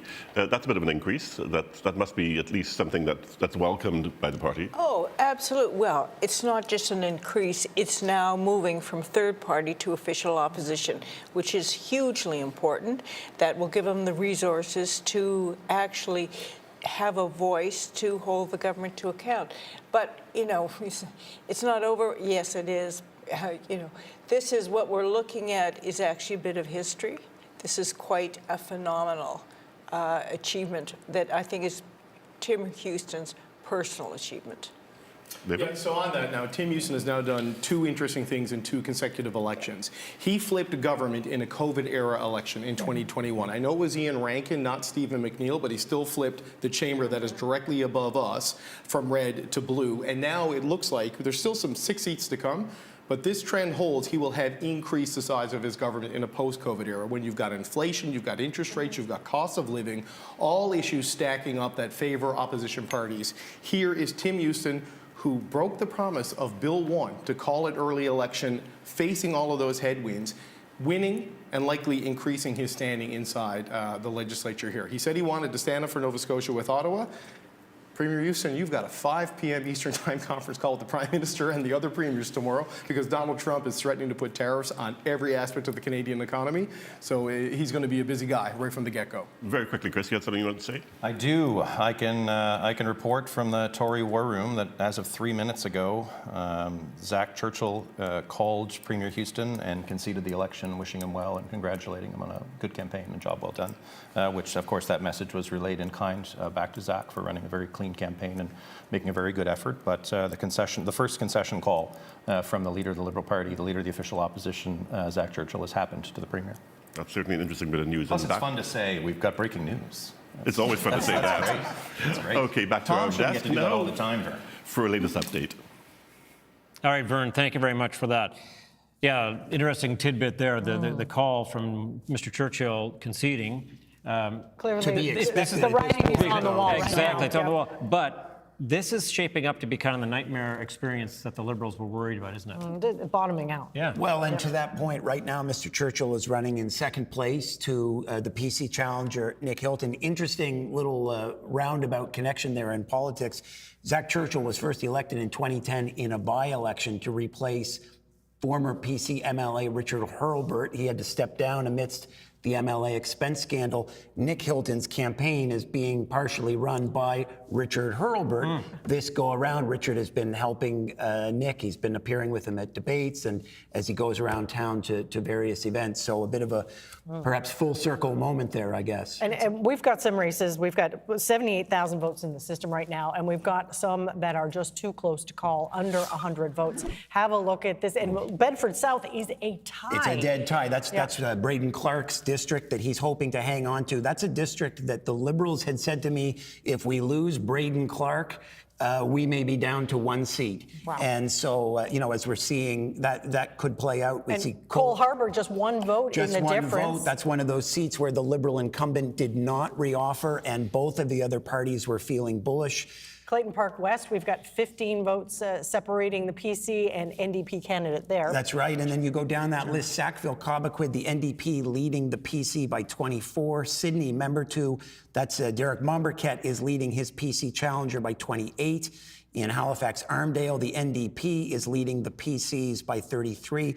And in Annapolis, we heard Paul talking about that district earlier, the PCs are leading the Liberals by 46 votes. And I think what's really interesting to point out here is when you go down that list of second place, only one of those second places is the Liberals. And so that means that except for those two seats... The NDP is also in Clayton Park West is in second place as well. That's right. But when you go down that list, other than the 2 seats that the Liberals are in first, it means the other 2 parties are making further gains. And when we look at Bedford South and Cole Harbour with tied or one vote, it really does emphasize the point of every vote matters, why they're getting people out to vote as they can. You're trying to encourage people to find their voting place and make sure their voices are heard. It also emphasizes why Tim Houston perhaps wanted to go early and the advantage that comes with it, because in that area, for anyone who has been driving along the Bedford Highway, pretty well as soon as the election was called, there were a lot of Tim Houston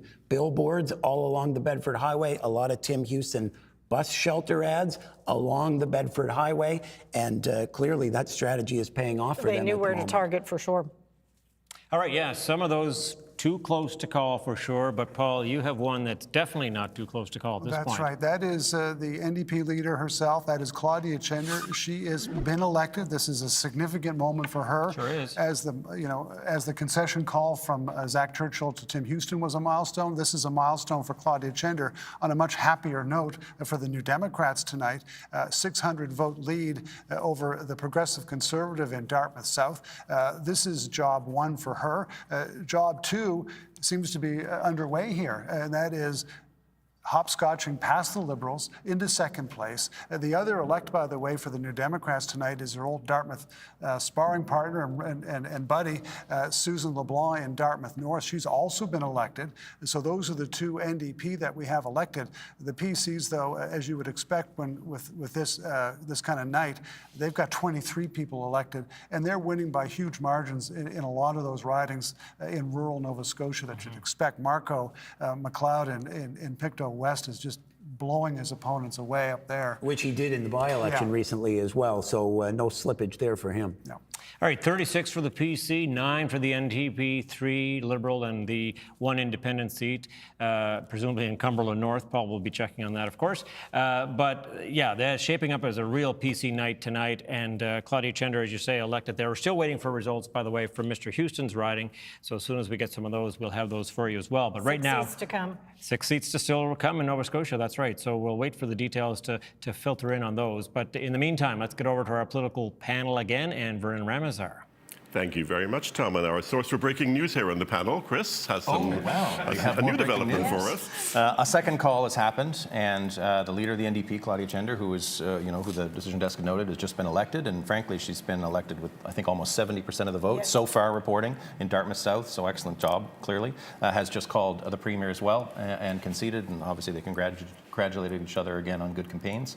But now both opposition leaders have spoken with the Premier and wished him well on his success tonight. So lots of results still to come in. And as we're watching the results, so I can just expand just a little bit more, what we're seeing tonight is very clearly a highly efficient vote for the NDP. Right now, with again a projected or a leading and elected seat count of about 9, they're doing so with a vote percentage, total vote percentage, roughly 2% behind that of the Liberals in terms of the popular vote. You know, with just over 20% to just under 22% for the Liberals only 3 seats. So the vote efficiency is I mean, you were expecting this, you know, when we were talking earlier. Yeah. Well, can we just explain that? Because for the average layperson, they've been hearing it all evening, but what does it exactly mean, vote efficiency? Oh, okay. So let's say, in the sake of the PC war room, the fear was that, okay, the polls are saying the party could end up anywhere from the mid-40s to 50%.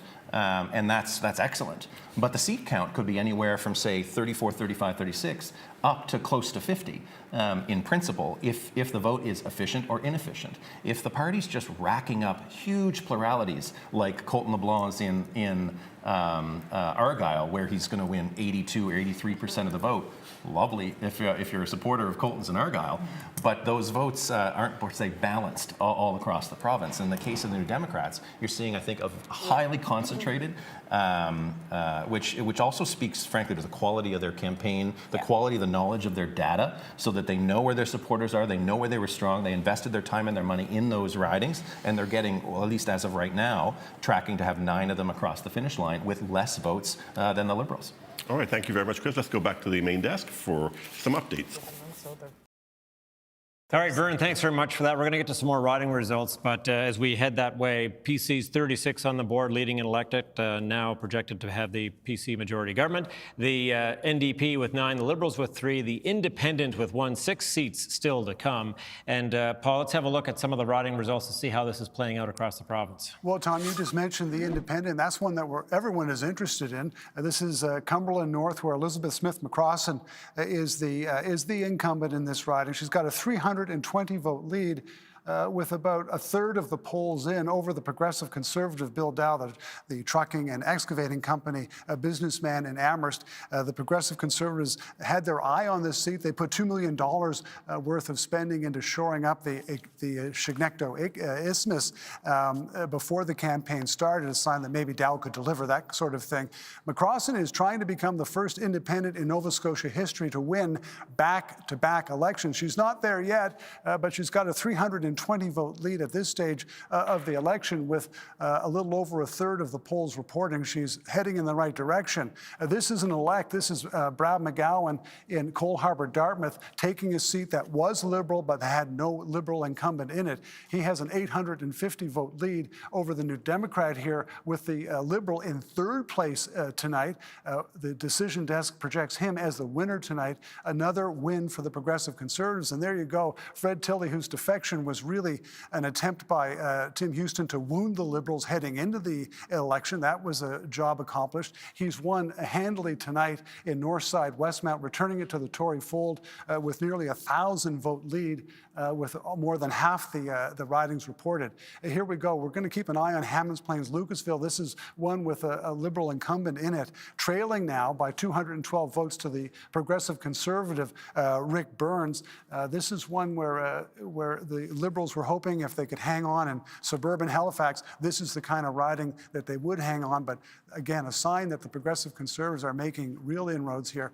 And in King South, what was many saw as a sort of a bellwether riding of its own, Julie Van Exen up by 240 votes, with again about a third of the polls in, over Ramona Jennings of the New Democrats, trying to make a comeback. She represented the riding in the Darrell Dexter government from 2009 to 2013 before she was bumped off by the Liberals. The Progressive Conservatives have turned to a software business operator there. She's got a 240 vote lead, as I say, with about a third of the votes in. So what we're seeing is the Progressive Conservatives taking away incumbent seats, or on the way to doing that. Yeah, a big night for the PCs right across the province. 93,000 votes now in the system, so still plenty of votes still to come, but everything going the PC way tonight. The NDP looking pretty well, pretty comfortable there with 10 as well. But the Liberal story, that has got to be a shocker or disappointment for them tonight. Well, at 3 right now, that is lower than the previous low water mark in 1963 when the Liberals ended up with 4 seats. And that was, of course, when they were overtaken by the Stanfield PCs.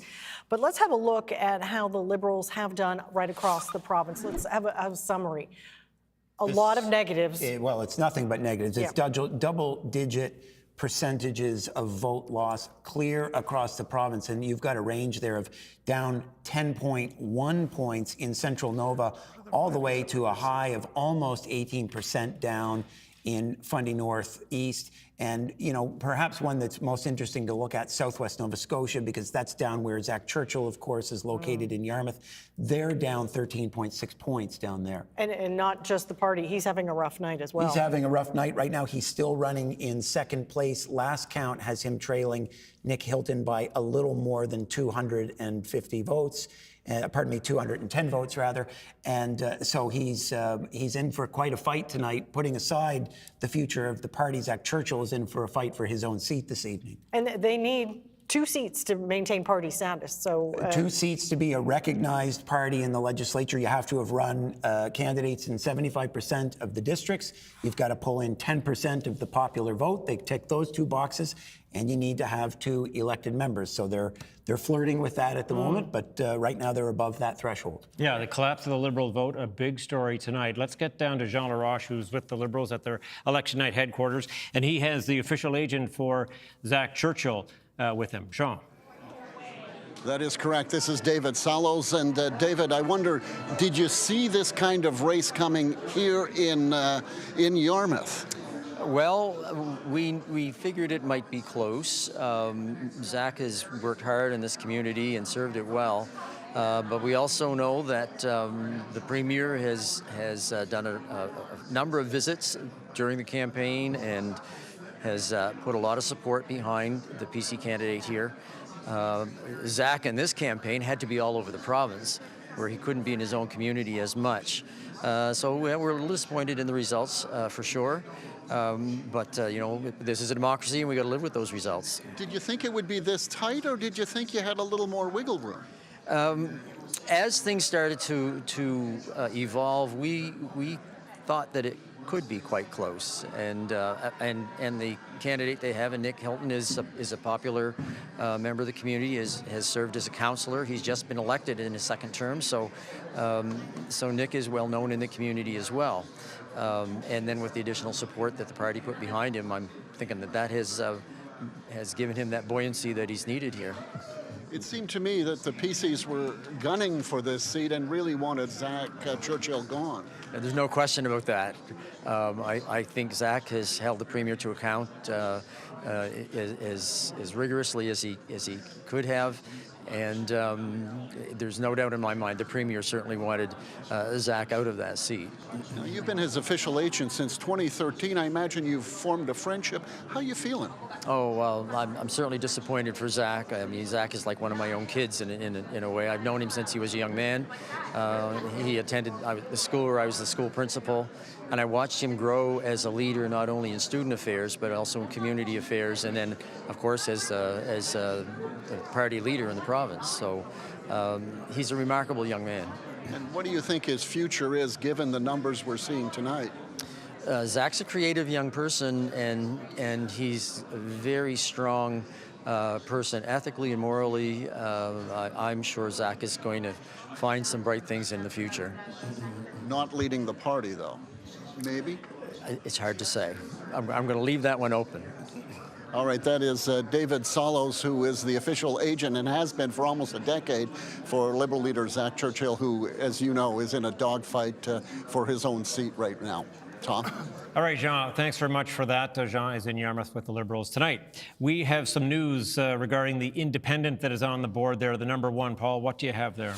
Well, it's been settled. The CBC election desk projects that Elizabeth Smith McCrossan will, in fact, return to the Nova Scotia legislature as an independent from Cumberland North, defeating Bill Dow from the Progressive Conservatives. She will be a burr in the saddle of Tim Houston some more. She was bounced out of the Progressive Conservative caucus by Tim Houston before the last election. She was a sitting MLA. She won last time.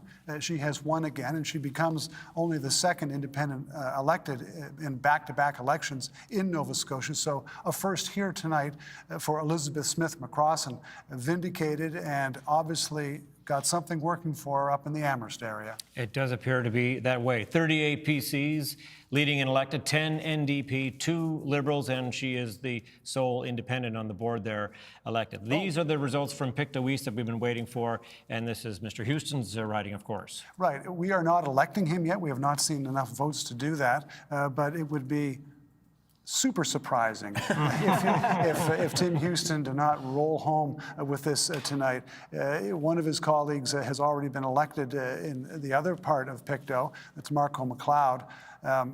Houston, this will be just another stop on the road to a massive win. Is he smiling there because he can see the 38 on the board, you think? Because that's also a huge number for the PCs tonight. It certainly is. It's been a great night for the Progressive Conservatives. They are celebrating as they should.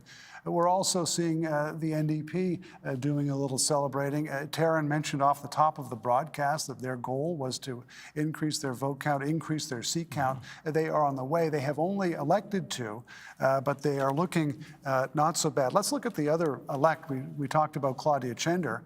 Let's take a look at the riding of Dartmouth North. This is Susan LeBlanc winning her third election with a 910 vote lead over Karina Sanford, the Liberal Pam Cooley. This was a rematch. Cooley ran against her last time. Susan LeBlanc, a trusted lieutenant of Claudia Chender. I think we can safely say that. She's safely elected tonight in the riding of Dartmouth North. Let's take a look at a couple where they're leading. This is Lena Hamid, who is up by 150 votes, with the Liberal trailing the Liberal incumbent, one of the Liberals who was actually running in the Halifax suburban ridings. Nicole Mosier, the Progressive Conservative, putting up a very strong show there. But Ms. Hamid up by 150 votes. She's got 825, with more than half of the polls reporting. We talked at the outset of our broadcast about Sackville-Cobequid. This is the one that the New Democrats had their eye on. Paul Wozni, the former president of the Nova Scotia Teachers Union, with 1,099 votes, with 2/3 of the votes in or better than that. But he's not running away with it. It's just a 52-vote lead for Wozni over the Progressive Conservative Paul Russell, who has 1,047 votes, with 36 of 43 polls reporting, Tom. So we'll be watching this one. This is one of those under 100 votes that we'll be watching. And I could just add to this, Paul, that the CBC is now projecting the election of Tim Houston as well. There we go. And there you go, the check mark, which will make him smile even more, even though there wasn't really much doubt about it tonight. But there you go, Tim Houston elected and coming back to Province House as Premier indeed. Well, that is a significant event. You know, whenever they win, and whenever a Premier wins, he is now safely home. He is just ticking off all of the boxes that they wanted to. Sure. And in Pictou East, it started with Tim Houston getting elected, and that's been well and truly taken care of. It's going all right for him right now as well. Let's check out the map. It's always interesting when we get to a point like this tonight to have a look at the map and see where things are going. We talked about blue at the beginning of the night and the map from last election, but wow, that is a sea of blue right there tonight. Yeah, it definitely has a certain hue to it, doesn't it? Well, it also illustrates why Tim Houston kept going from tip to tail over and over. And in fact, the weekend before the election, this past weekend, one of the stops he went to was Yarmouth. Yeah. And it's pretty unusual that a party leader would go to another leader's seat that close to election day unless they're seeing something that gives them cause for optimism. And, you know, it's difficult to argue with that amount of optimism when you look at that map right now. Well, he talks about wanting a strong mandate. Well, if you've got blue from stem to stern, that certainly gives you a lot more ammunition. You know, Tim Houston is fond of pulling the Uncle Ben quote from Spider-Man, with great power comes great responsibility. And tonight, he very clearly has great power. power, and now the question remains, how is he going to use it? How is he going to action that power? And, you know, I guess we'll see as the days and weeks come on. Can he spin a web? Well, I'm not sure about that. I haven't seen him do that. But I do know that this is the kind of thing that'll have him jumping for joy at a minimum. Yep. All right, well, he can win elections, so that's for sure. Let's get to the PC headquarters where Shayna Luck is standing by, where they are celebrating. I think she can hear us better now with the headphones and everything on. Shayna, who do you have with us? Tom, I'm here with Lisa Manninger, the Director of Communications for the PC campaign, and also worked under Rodney McDonald and John Hamm, I understand. Yes, I did. Yeah, so how are you feeling tonight? I'm so excited. It's a real historic night, and I'm just so happy that we had a great campaign and how everything came together. I'm really excited. And looking at the results right now, you know, everyone in this room is just feeling so good. But before the results came, was there any part of you that was a bit nervous? Not really. I mean, people on the doors were so receptive to our message. And also, you know, they had a term to see that we have a leader who won't take no for an answer, who knocks down barriers to get things done. They see that our plan is working, and they were receptive to our message to let that plan keep going. And can you tell me a little bit about, you know, going into this election? What was the strategy? What were the conversations around that? Building on our plan. We believe in what we've been doing for the last almost 4 years. And just switching, you know, in 2021, we were laser focused on healthcare. Now things have changed. So now we've, you know, changed our strategy to address things that matter to people right now, like affordability and housing and healthcare. Thank you so much. Have a wonderful night. Thank you. Tom, Lisa Manninger, the Director of Communications for the PC campaign. We're here in Pictou County tonight for you. Smiles all around in Pictou County tonight. Okay, Shayna, thank you so much for that. Worth mentioning at this point, I know that had been delayed, and we know that there was advanced polls in this province, and we thought that would mean a flood of votes coming into the system right away. Interesting to note, there's only 18 of 118 advanced polls reporting so far. So what you're seeing here on the board is not I mean, there's a lot of big numbers here, but we thought we would see a lot more of the advanced polls a lot quicker. Only 9 ridings have advanced polls reporting. So that's really something when we were talking about the electronic version and things coming in fast and furious, not the case. Mm-hmm. Yeah. And, so, you know, just a quick note here, Brett Ruskin is on to Elections Nova Scotia to find out what's going on. We're looking forward to hearing from Brett on that. You know, we just saw the map. That was up, and you noticed there was a few places that were just sort of white. Well, we are still waiting to hear from 4 ridings, and those ridings are Sackville-Uniacke. That is a 3 seat to held, come now, it says. 3 to come now. They were Glace Bay Dominion, Clare, and Bedford South. So sorry, Bedford. We're waiting, Bedford Basin, I beg your pardon. So we're still waiting to hear from those ridings, and there they are. And PC's ticking up again, now down to, up to 39. And so, yeah, as those ridings are coming in, things continue to look very rosy for the PCs at this point. And very bleak for the Liberals. Very bleak for the Liberals and the NDP there with the double digits and holding. Well, and the interesting thing, too, if we look at the 3 seats that are still yet to come, Sackville-Uniacke, which coming into this, the PCs held, but as Paul mentioned earlier, the NDP hoped for a pickup there. Glace Bay, which the PCs hold going into this election. And at the moment, I think, you know, my understanding was they were feeling good about retaining that seat. And then Clare, we talked about that off the top of the show. That was a Liberal seat. It's a seat the Liberals are hoping to hold. It would get them up to 3 if they can. But we also know it's well documented at this point, the challenges that Ronnie LeBlanc has faced throughout this campaign. And that's one that the PCs were bullish about. As I said, Tim Houston was down that way just last weekend for one final push to try to flip another red seat blue. And you know, in Glace Bay Dominion, the incumbent John White has got to be hoping that this silence of information is not another close race. He won the closest race in Nova Scotia in 2021. He just eked it out with a 29-vote lead over the Cape Breton the former Cape Breton regional mayor, John Morgan. There's always something going on in Glace Bay Dominion that's interesting. We would like to see some results coming from there. They are starting to trickle in, but we're still waiting to hear from a couple of those those races. The complete collapse of the Liberal vote here tonight. I mean, I know 21% and look at the NDP with the same share of the vote, but they're not falling where the Liberals need them to fall. No, considering where the Liberals came from, when we think of the powerhouse that Stephen McNeil was, and now to this point, it's devastating for the party. Let's check in on Zach Churchill if we can. I think we have some details about how he's doing here.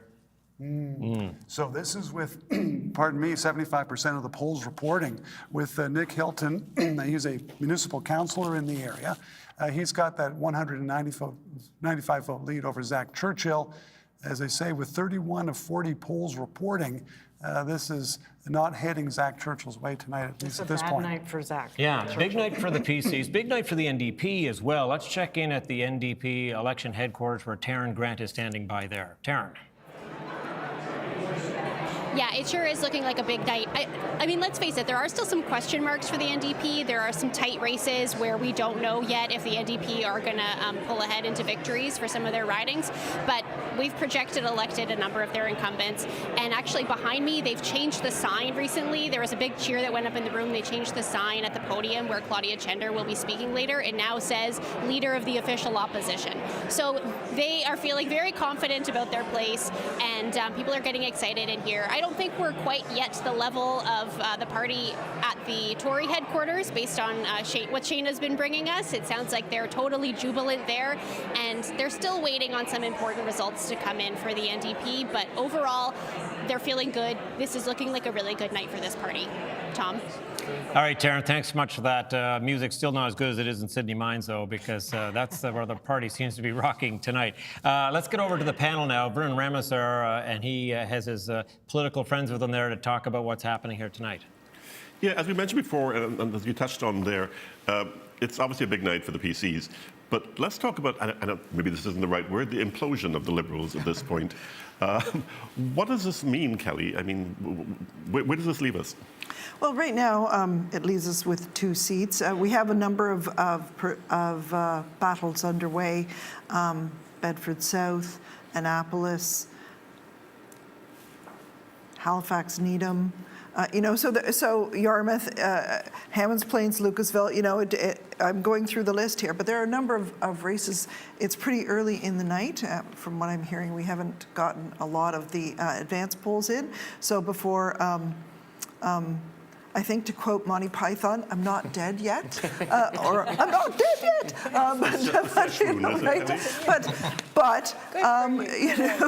If we're doing Monty Python, I am ready. Yeah. I have been, that's my teenage years. We're banking on this moment. Fine. We can out-Python you, That's it. I don't think so. I wrote a paper on it at university. I love it. Folks, this is an early election calls, and we're going till 11. So between 10 and 11, nothing but Python. But I mean, Vern, where it leaves them right now is in a distant third with 1 more seat than the Independent.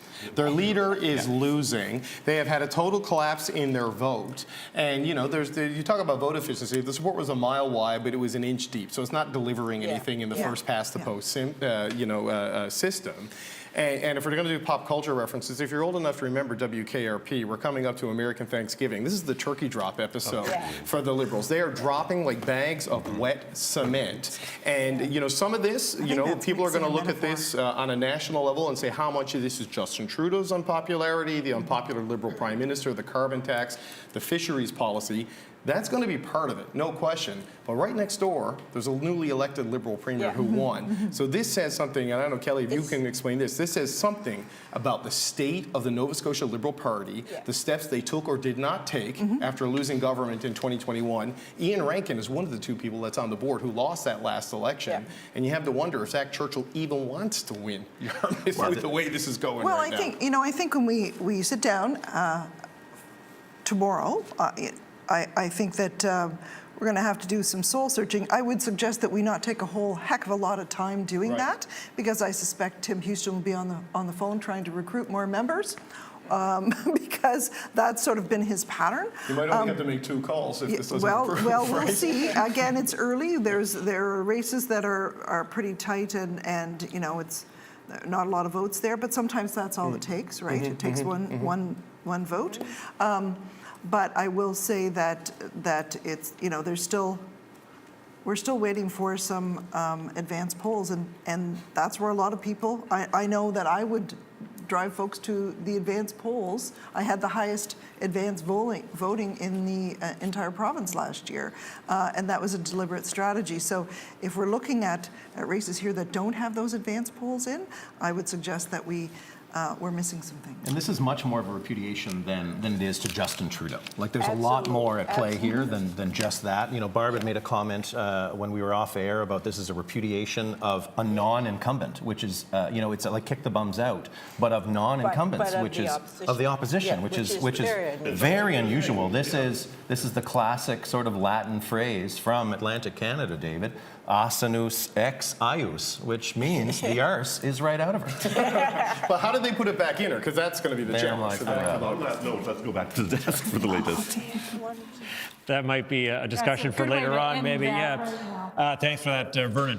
Interesting to note, Amy, there's only 135,000 votes in the system. Interesting because we thought that with the advanced polls being tabulated before and the button being hit, that we would have that much faster. But really, 135,000 votes in the system. Yeah, it's very puzzling and a bit frustrating because you want to know now.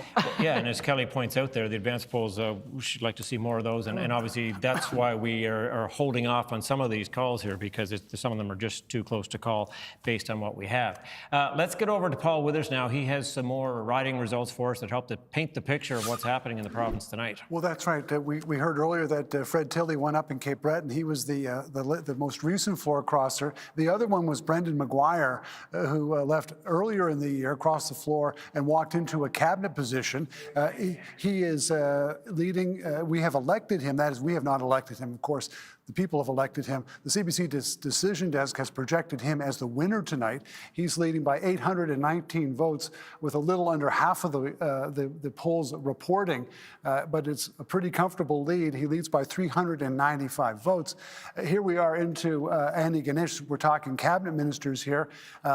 Maguire was a cabinet minister. Michelle Thompson is the health minister. We are projecting her as the winner.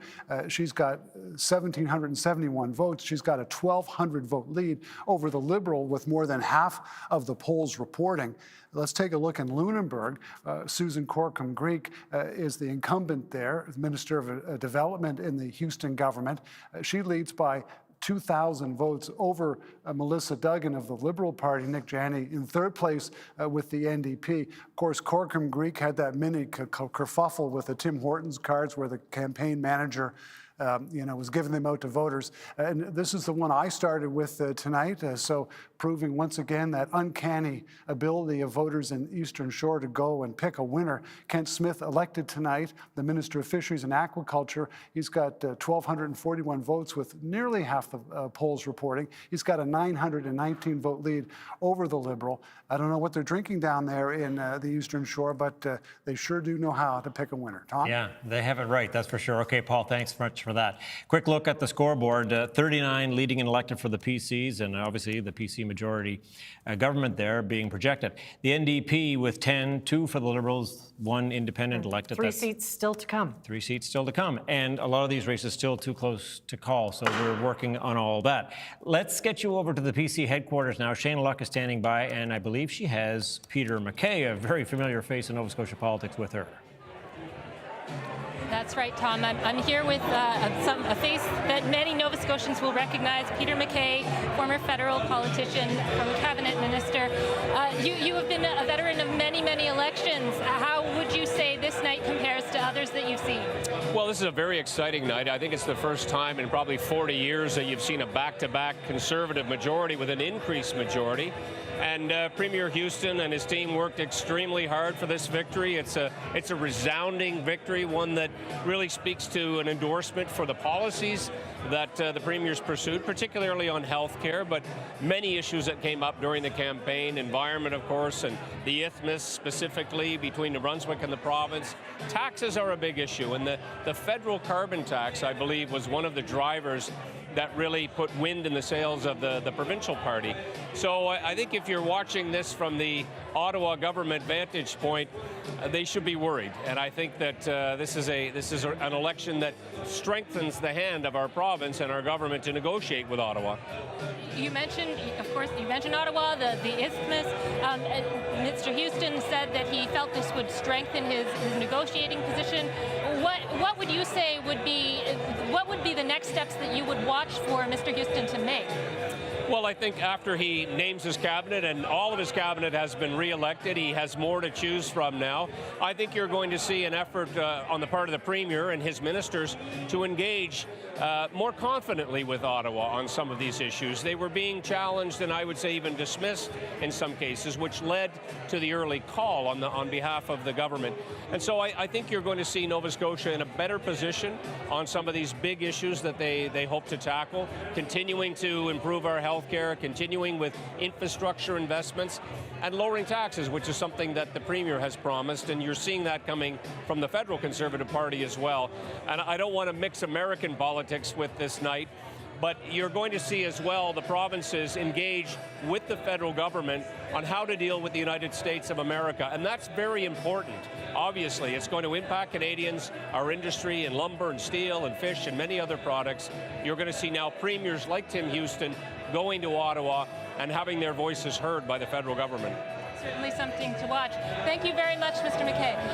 Tom, Peter McKay, former federal politician, back to you. All right, Shana, thank you so much for that. Music getting better in Pictou County there tonight with the playlist coming on there. And Peter McKay obviously feeling a lot of the love that the PCs are feeling tonight in this province, because at 39 seats, they are sitting pretty. They have a lot to be happy about tonight. It's a spectacular showing for them. And now 40 just popped up to 40 as we only have 2 seats left to report. That's what Chris had said. They'd love to have one with a 4 in front of it. Well, right now they do. They've got one with a 4 and a 1 after it. That is a big number. As they approach record territory, 42 being the record for the... Set by Buchanan. Yeah, for the most seats held by one party in the province of Nova Scotia. Paul, let's check in on the riding of Clare. I think we have some interesting results there. Yeah, it's been sort of flipping around back and forth. Ryan Robichaud, the PC challenger there over Ronnie LeBlanc. Robichaud has 386 votes. So he's got a 165 vote lead over Ronnie LeBlanc with 20% of the polls reporting there. This isn't done, but this is heading the way that progressive conservatives kind of expected down there. They didn't think that Mr. LeBlanc would be able to withstand the unpopularity of the federal government down there, even though he is a fisherman and he was opposed to a lot of what he sees happening by DFO. That may not be enough for him. Certainly, the progressive conservatives have focused on this riding. They sent in the Minister of Fisheries, Kent Smith, to say Ronnie's a nice guy. Everybody knows that, but you want to be part of Team Houston so that we can, fight DFO on illegal lobster fishing. Let's take a look at some of the other ridings where the Liberals are losing big. Brad McGowan, the school supervisor in Halifax, running away with that election with a 959 vote lead over the New Democrat. This was a Liberal seat. The Liberal is in 3rd place. They are losing badly in this riding. Let's take a look at our next riding here, which is a surprise, would be a surprise and an unpleasant one for the Liberals. Damien Stoloff, a marketer with Natural Foods, with a 53 vote lead over Braden Clark, the Liberal incumbent in that riding. This is one we're watching. They have a little, a third of the vote maybe in there.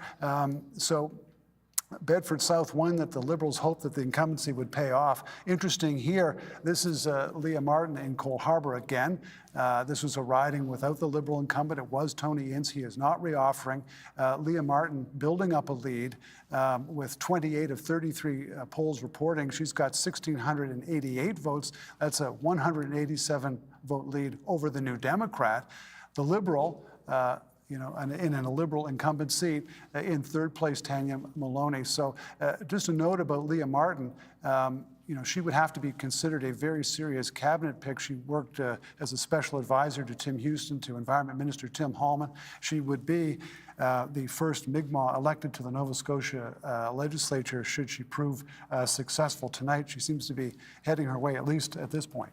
Just 2 seats to report in Nova Scotia, but the PCs up to 41. This has been really a spectacular night for the PCs. You would have to say, Amy, it's a mission accomplished for the PCs. Absolutely. This is a runaway election for them. We've seen with the popular vote, they've just been going well past what they did the last time when they had 38.2% of the share, and now they've gone even higher. If we can pull that graphic up.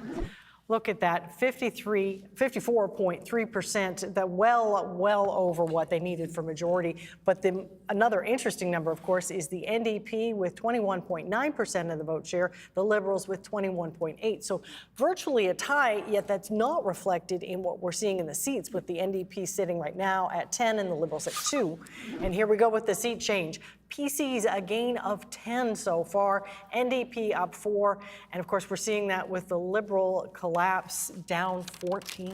It's it's worst case scenario almost for the Liberals. They're down to leading in 2 seats. Their leader is fighting for his life in his own seat with just 7 polls left to come, and their overall vote share has cratered. And what's interesting is if we think about that chart we just saw, the NDP's vote share is virtually identical to what it was just 3 years ago. And yet look at the bottom difference along the score line there, 10 seats. That's 4 more than where they landed at the end of the last election. That's an incredibly efficient vote, but it's still, as we've said all night, way behind the PCs, who right now are in 40. And, I do have to correct one thing, Amy, because we were talking earlier about supermajority and what is required here. One of the great things about working down here regularly is you meet a lot of people who are much smarter than you.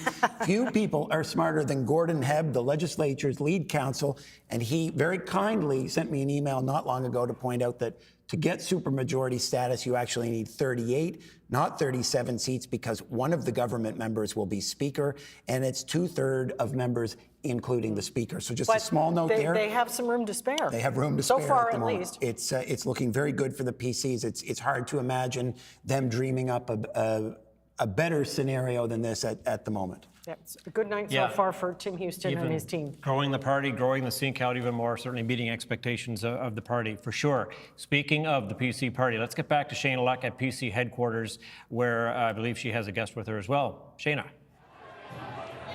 Hi, Tom. Yes, I'm here with Cameron McKean, the other co-chair of the campaign. Cameron, we were talking just a minute ago, looking at the seat count, saying that this is John Buchanan territory, and you said to me, no, right? Tell me about that. Well, at 54% of the popular vote, that's Robert Stanfield territory, and it's something that hasn't, I wasn't even around then. So, but it's talking like 54%, that's just incredible. And it's the numbers that haven't been seen maybe in 50 or 60 years. And we already are the first government in 40 years to increase the size of the majority in their second term. So it's a pretty spectacular night, and it's exhilarating, relief, everything. It's just an amazing night. Thinking back over the campaign that you ran, what would you say, if you could pinpoint the top thing that you were doing? What was it that you were doing right to lead to this result? Well, you know what? I actually think one thing that was really important was the CBC debate. I think Premier Tim Houston came across as a clear winner of that debate. He was the statesman. He was the person that realizes government can't do everything, but you make efforts to do what you can, and that resonated with what he's been doing in the last 3 years and resonated what his plans are for the next 3 to 4 years. So I think that was a defining moment when the other two leaders were next to him, and he showed that he's the one to lead Nova Scotia for the next 4 years. I know that we talked to you at the last election night, and you said that this would rank right up there with many important events in your life. Tell me about how that. I just want to say there's a clarification from 4 years. Obviously, getting married to my wife was a very important moment, so I don't want to put anything higher than that.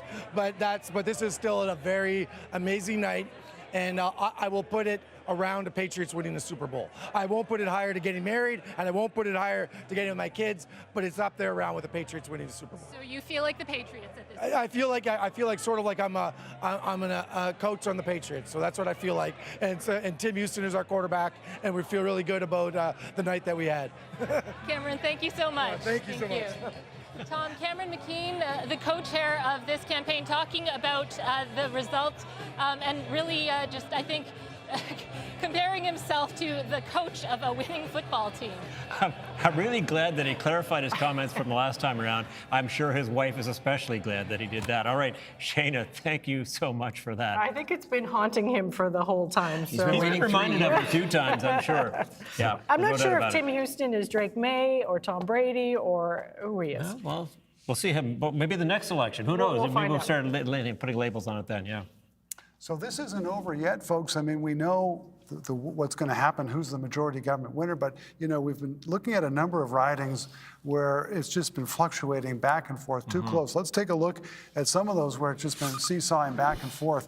Bedford South, well, there's the vote share in Bedford South. Look at how close that is. The Progressive Conservative up in the riding there. They're kind of like a twist tie there. They've just That's a good way to all put it. over the place. This is a race between the Progressive Conservative and the Liberal there. This is the one where none of the three major, well, this is the one with Braden Clark. This is just 70 votes separating the PCs and Liberals and you can see it in those lines. 22 of 48 tight. polls reporting in that one. We talked about Annapolis early as well. Here's the vote share in that riding. Again, 44.6 to 43.6, just 1 point separating the incumbent Carmen Kerr against David Bowlby for the Progressive Conservatives, with Bowlby, as of right now, winning. He's in a 30-vote lead. Yeah, it's not much. If we go to Clare, we've been watching that one. Let's see how tight that is.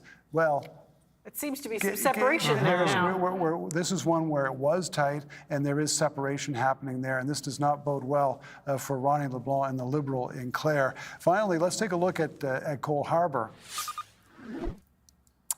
And this is one where we are starting to see some separation with the PCs pulling ahead in Cole Harbour, with the Liberal, again, trailing badly tonight in that riding, a riding that they did hold, one where the Progressive Conservative, Leah Martin, is looking much better. Okay, we do have some news for the Liberals tonight with our first Liberal-elect as well. Let's bring that up. And this is Ian Rankin. Interesting that he is one of the two left standing at this particular point. Mr. Rankin was Premier of Nova Scotia, defeated by Tim Houston in 2021. He came in with Stephen McNeil in 2013. The decision desk projects that he will actually hold his seat. Interesting thing. Good news for the Liberals. Sorry about that, Paul, but an interesting thing to note about this seat specifically, Tory strategists that I was talking to in the lead up to this said that the one seat, if there was one Liberal seat they didn't think was there to be flipped, it was in fact Ian Rankin's seat. So Ian Rankin proving the Tories right in that situation. The research is solid there. All right, let's see how the panel feels about that latest development. Vernon Ramazar is with them again. Vernon.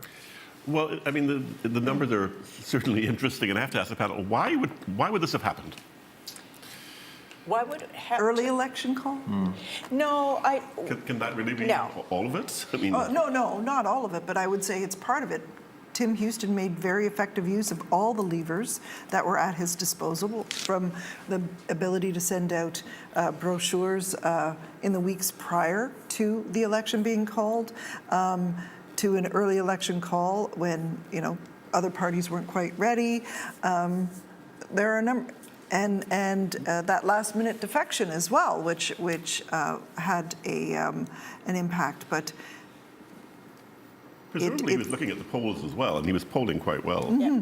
Yeah, and the Liberal Party had lost half of its caucus in the time, its incumbent caucus, in the time since 2021, with 2 floor crossings that we've talked about before. With a by-election loss, with Twyla Grouse being elected for the Progressive Conservatives in Preston, and then a half dozen retirements, 3 of which on the eve of the provincial election, declared on the Friday at noon before the Sunday election call, which would have obviously put those 3 local Liberal associations also into some turmoil. So again, they were starting off, already quite behind. All right, I think we've got to go back to the desk now and see what's going on there. Well, that's right, Vern. Thank you very much, because the CBC Decision Desk has seen enough to decide who will make the official opposition in the province of Nova Scotia. And it will be the new Democratic Party, led by Claudia Chender, leader of the official opposition. So this is history in the making. Claudia Chender becomes the first woman elected to be the leader of the official opposition in Nova Scotia. Of course, Carla McFarland held that post after Jamie Bailey resigned, but this is a big moment for her tonight. It is. It's also a real validation of the campaign they ran. You know, when they first kicked things off. Celebrating in NDP land tonight for sure. Look at that. You know, when they first kicked off their campaign, some of us were of the view that things were a little bit slow, perhaps even a little bit disorganized. They were almost 5 days in before Ms. Chender made her first policy announcement. But one thing that seemed to really click for them was when they got to the CBC debate at the midway point in the campaign, and perhaps it was a calculated plan to go slow and then really push at that halfway point. And clearly, if that was the plan, it's paid off here because she had a strong night. She had a very strong night. And, you know, what's really striking is that while the total vote share has not grown very much, the seat count right now is up by 5. It's into double figures. And as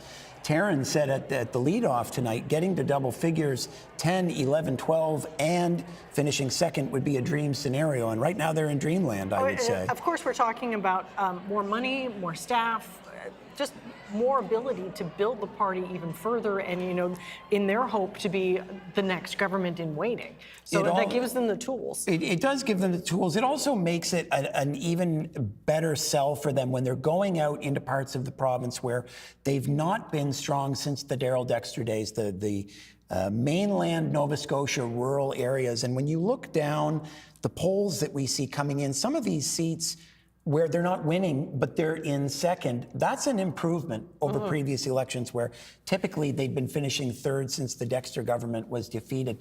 That's a sign of growth. That's a sign of things that Claudia Chender and her team can build upon. And as you rightly point out, Amy, official opposition status comes with more funding for more staff, which means you have more folks to help you do all of the necessary work that goes along with leading the official opposition. And on the flip side, it's going to be layoffs for the Liberals who held that post previously. Yeah, hard to see an upside for the Liberals in this tonight. They're sitting at 2 on the board and haven't moved. Just 1 seat left to report, but 200,000 votes in the system now. So they're busy making their way through the votes for sure. But Paul, there's no doubt about this. This is an historic night, a very important night for the NDP here in Nova Scotia. Right. So they've re-elected their most of their incumbents. They're the ones that they've elected. They've elected 6 in their leading, and 5 they've added Krista Gallagher. The last I checked, she's been elected in Halifax Local Time. But you know, it is mission accomplished for Claudia Chender and the New Democrats. They have hopped past the Liberals, and not just hopped past, but really hopped past them. They are clearly in the driver's seat in terms of the opposition. This is a big night for them. It is them back on the board, back in second place for the first time since 2006, positioning them as the most likely to succeed or to be able to take advantage if Houston and his government falters in the next term. But for Claudia Chender, there's a reason why they were celebrating their official opposition was what they were hoping for. Remember what she said earlier in the election. Sure, obviously we're running to form government, but we will take second place, and they've got it tonight. Yeah, they sure do. Solidly so And all seats reporting now as well, so things really solidifying there on the board for sure. Okay, let's have another look at the big picture now. We'll see the share of the vote. 54.6 for the PCs. Again, Mike, the Liberals and the NDP neck and neck when you see it in that chart, but when it goes breaking down into seat change, it's a whole other story. 22.1 for the Liberals, 21.5 for the NDP. Really almost neck and neck there, but it just didn't translate where the votes landed. Well, this is a reflection of the first past the post system, isn't it? Yep. Where, you know, you can be quite close to another party in terms of vote share and seat count doesn't reflect it. Ironically, one of the pledges in Zach Churchill's platform for this election was to bring in proportional representation. And I think on a night like tonight, he and his team are probably wishing we already had it. It would have made a very big difference down at the bottom of the screen. PCs +9, NDP +5. Double-digit losses for the Liberals, -14. They're down to 2 seats at the moment, and as we know, only one of those they can absolutely count on. Ian Rankin has been projected to win there, but this is really Their party status is hanging in the balance, It is, right? and it's worth noting that of those 2 seats, Zach Churchill is still not one of them, with 35 of 40 polls reporting he's still trailing Nick Hilton by about 180 votes, and so that is very much a situation where every vote may end up counting down in Yarmouth. Well, what a nightmare for the Liberals and Zach Churchill tonight. All right, let's get to the NDP, where we know they're in a party mood because we saw them earlier celebrating the latest news. Taryn Grant is with them again. Taryn. Yeah, it's really picking up in here, Tom. And you and our other colleagues have said it all. Here comes in Susie Hansen singing behind me. She has quite a voice. I've heard her sing before at their AGM. She just said it's an amazing night, and it is. This is as good as this party could have hoped for, and everyone in this room is really just picking up in their energy. The numbers are picking up. Of course, a lot of people wait to see what the results are going to be before they come to parties like this. But all those people are showing up now. Of course, they're going to be facing, as an opposition party, a very strong majority government, but I don't think anyone here is thinking about that right now. They're waiting for their leader, Claudia Chender, to step out, and it sounds like Susie's going to be introducing her soon, so we'll see what Claudia has to say when she steps out and speaks to this very excited crowd. Tom? All right, thanks very much for that, Taryn. Yeah, they are certainly celebrating there. There's no doubt about that. Taryn barely able to hear us and us barely able to hear her. That's a sign of a good night for the NDP for sure. Let's get you over to Paul now at the board with a look at how the NDP managed to do this tonight by looking at some of the ridings, Paul. Right. Their incumbents are coming home, are getting elected, and they're adding a new face. That first new face is Krista Gallagher in Halifax, Shabukta. The decision desk says she has won this race. And you can see by the results, she's got 2,302 votes with almost 3/4 of the votes being counted. Gallagher of the New Democrats, 2,300 votes, a 1,161 vote lead over the progressive conservative Tanya Millay, who's got 1,100 votes, and the Liberal Gerard Beret coming in third. Paul, I have to interrupt you there. I'm sorry. We have a development happening here with Claudia Chender in the NDP. She is now entering the room and meeting and greeting her supporters tonight. Biggest smile I've seen on her face during this whole campaign. Must feel pretty good tonight. You bet. 48-year-old rather, a lawyer, mother of 3 school-age children. She talked about being a mother during the campaign. First elected in Dartmouth South in 2017. And the first female elected leader of the official opposition, Amy, which we were talking about earlier tonight. Yeah, she's having a great night. You can just hear the enthusiasm in the room, and she's all smiles, isn't she? It's a real sign of just how effective their campaign was. This is everything that they could have hoped for tonight. This makes them a party on the upswing. This makes them a party that's growing. And she's got a little pep in her step, doesn't she? It says so. And look at how many people are in the room. I mean, I remember NDP events in the past where the leader would come in the room. Wasn't that full? Wasn't that many people? That looks like a good, healthy crowd tonight.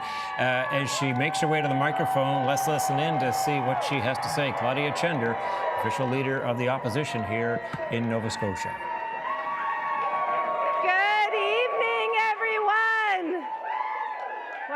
I could hear you, and now I am so glad to be with you. Thank you so much. I want to thank our amazing team of candidates, campaign workers, and volunteers, and thank you to all of you. We did this tonight. And a huge congratulations to our incredible new caucus.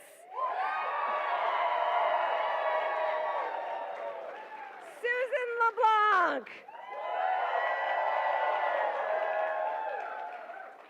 Susie Hansen. Lisa LaChance. Let's cheer for Kendra so she can hear us in Cape Breton. And Krista Gallagher, where are you, Krista? Woo!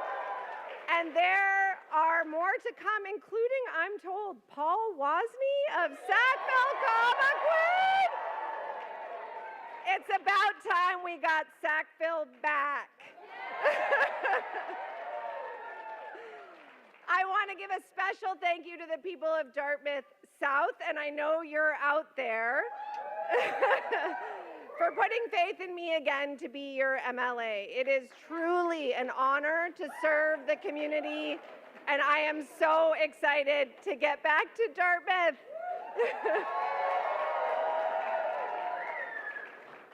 Thank you to my family, to Molly and Anna and Sam, and to my husband Jamie and my mom.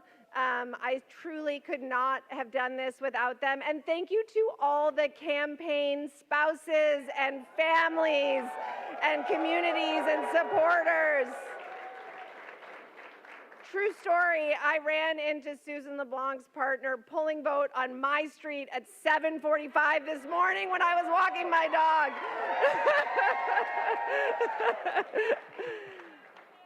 And thank you to Nova Scotians across this province for putting your faith in our amazing team. I have spoken to Tim and to Zach, and I've congratulated them on their campaigns. And while we had hoped for a different result tonight, make no mistake, our vision for a different kind of government has struck a nerve. And I am here to tell you that the Nova Scotia NDP is on the rise.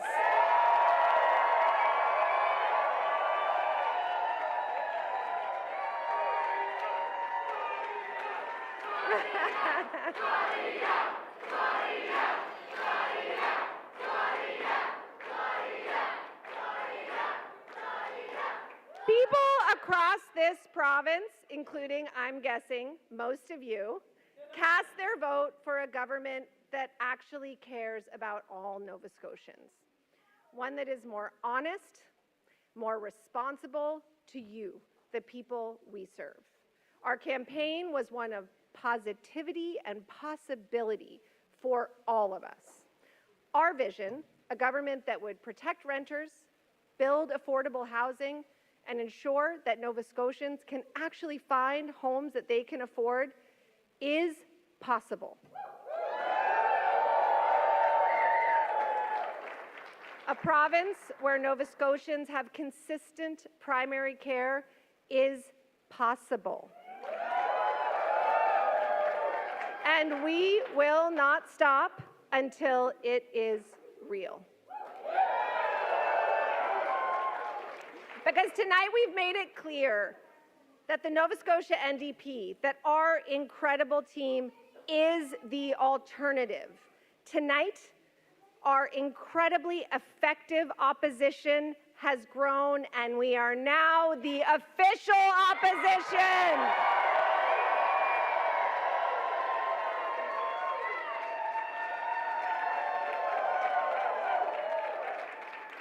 I am very proud to be the first woman elected as leader of the official opposition. But in this, as in all things, including when I was the first woman House Leader and every other job I've had and that we have had and where we have been first, in this we stand on the shoulder of giants. And one giant in particular, and I think it's really important to say that without Alexa McDonough, we would not be here tonight.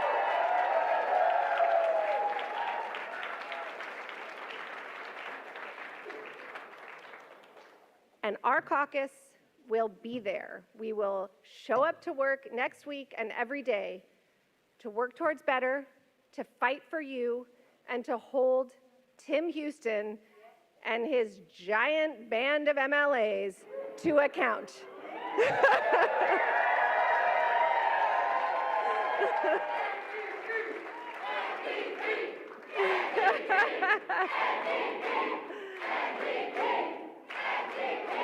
My friends, while today marks the end of this election, it marks the beginning of the next one. And after 3 years, we know what we are getting from the Conservatives.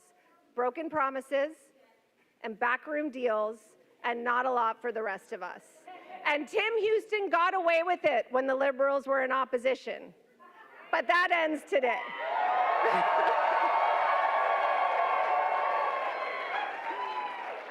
We will continue to fight for homes that people can actually afford. That's worth applause. For healthcare that you can actually rely on, and for a government that puts you first.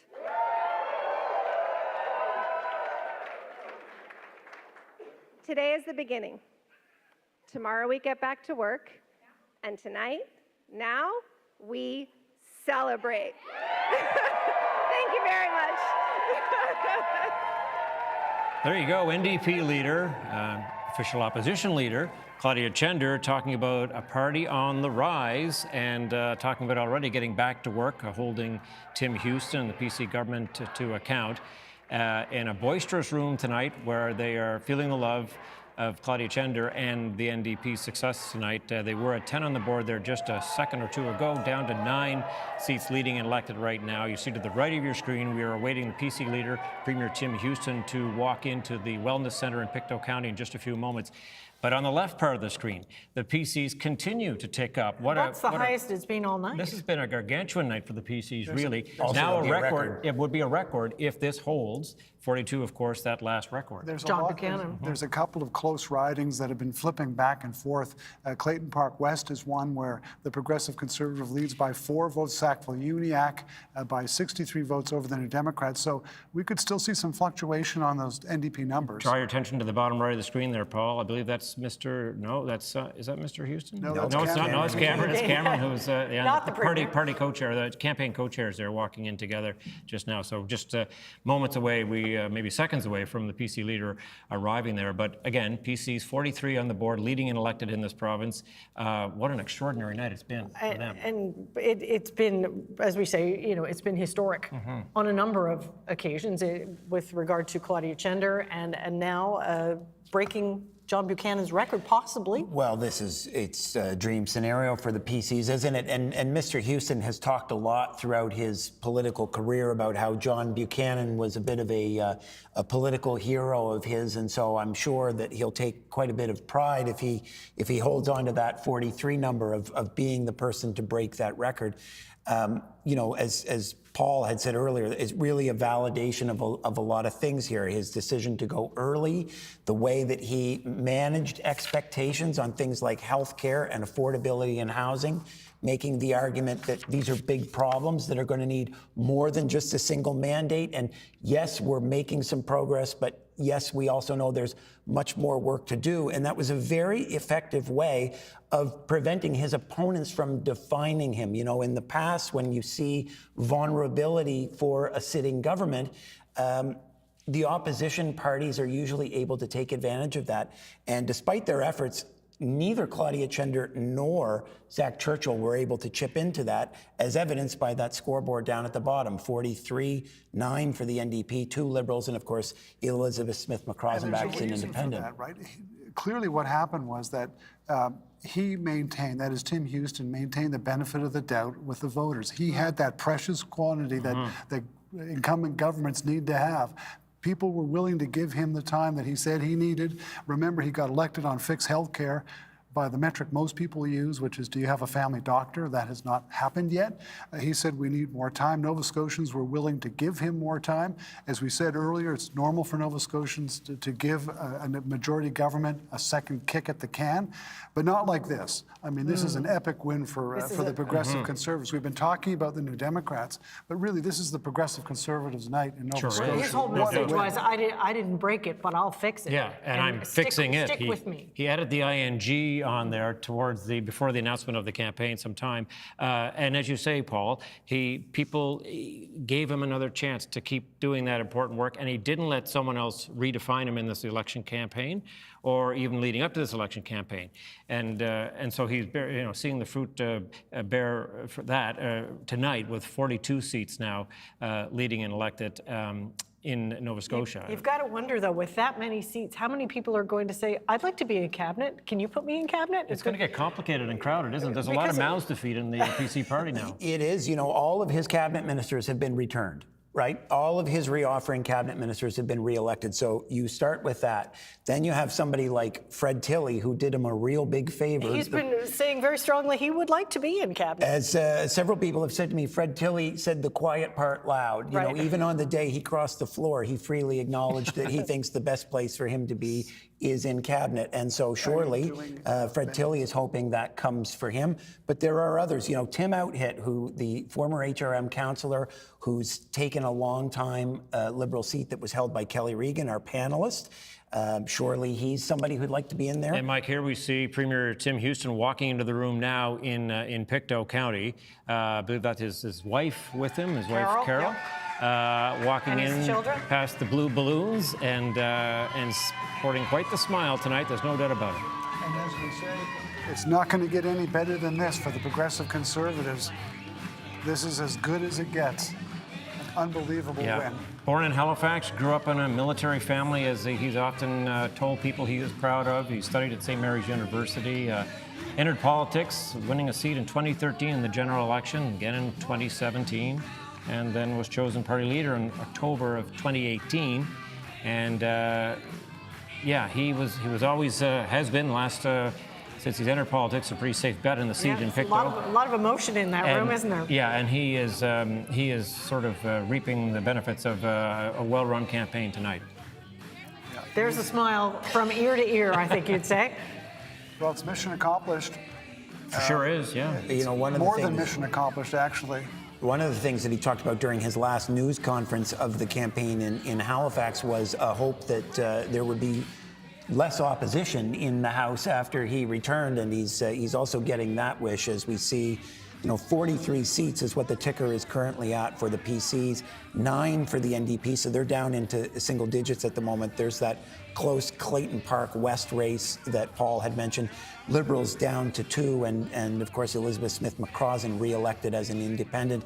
So, you know, it's going to be a real job for Claudia Chender and her team to put up opposition when you're dealing with a government with this level of strength. And frankly, with that level of popular vote, it's pretty easy for him to point to the fact that he's doing the work of the people, that the people wanted. Yeah. Yes. Premiers in Canada have not had nights like this in recent years, have they? It's been a rare thing to see for sure. Yeah, he's a premier who grew in this election.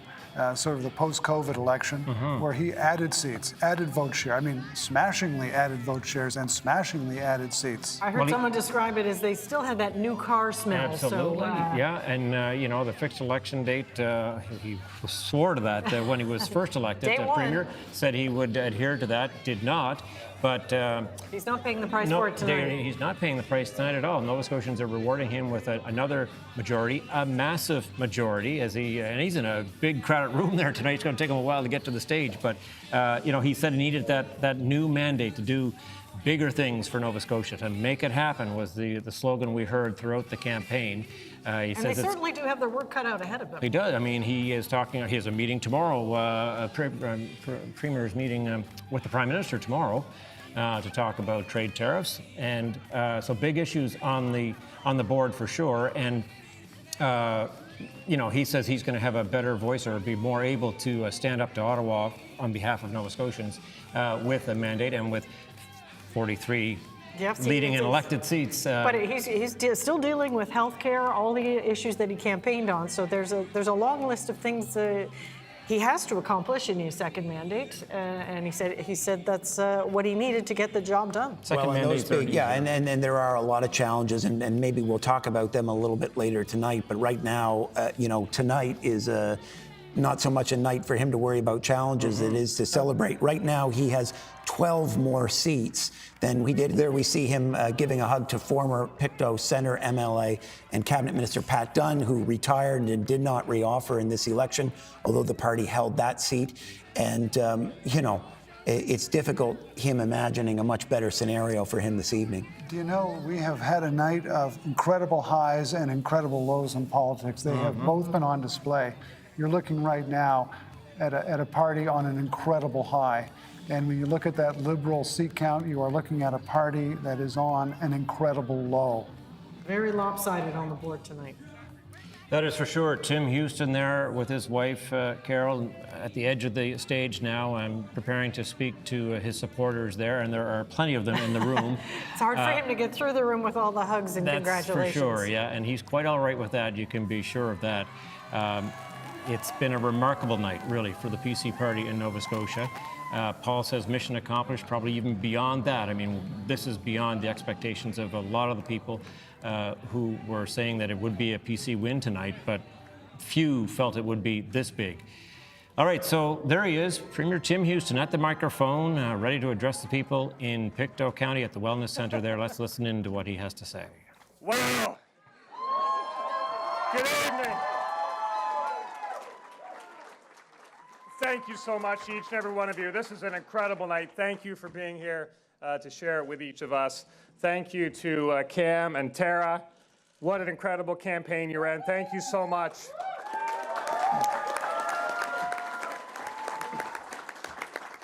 And to the entire team in the central campaign office, wow, the hours, you go in there at 8 o'clock in the morning, they're there, 8 p.m. They were there, we worked, we were dedicated. Thank you for your efforts, for everything that you did for us. And of course, thank you to the good people of Pictou East. Thank you for continuing to believe in me. Thank you. Thank you for continuing to believe in me and my family. I love our community.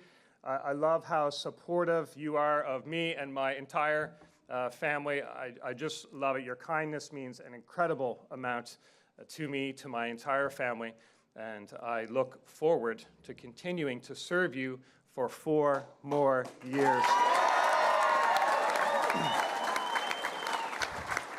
And thank you to my incredible team in the Pictou East campaign and the constituency office.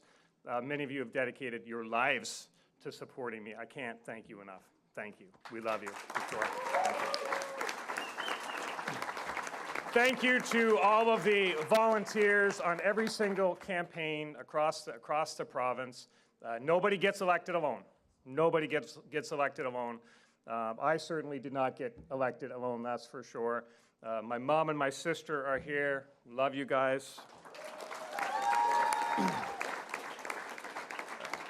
Of course, my dad and my brother, I hold them close to me. They're never far from my heart. My Art and Vern, my in-laws, we love you guys. Thank you for everything you do for our family.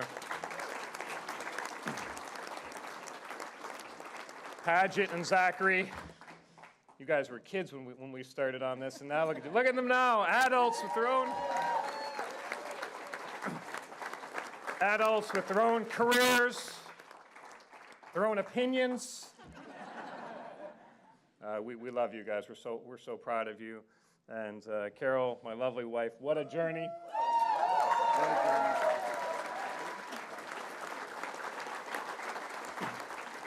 What an incredible journey. None of this would be possible with you. None of it would be possible without my family. So thank you so much.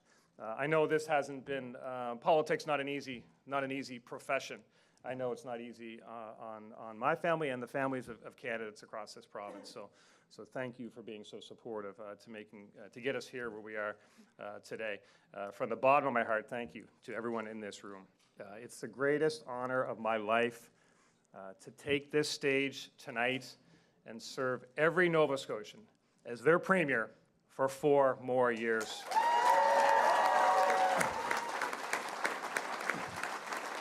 So much is possible for this province. So much is possible for this province. And I promise you, I will do everything I can to make it happen for this province, make it happen for you and for your family. I will give you everything I have. Thank you to every Nova Scotian that exercised their right to vote. And I want to thank Nova Scotians for putting their faith in the PC party and re-electing an even larger PC majority government in this province. Thank you.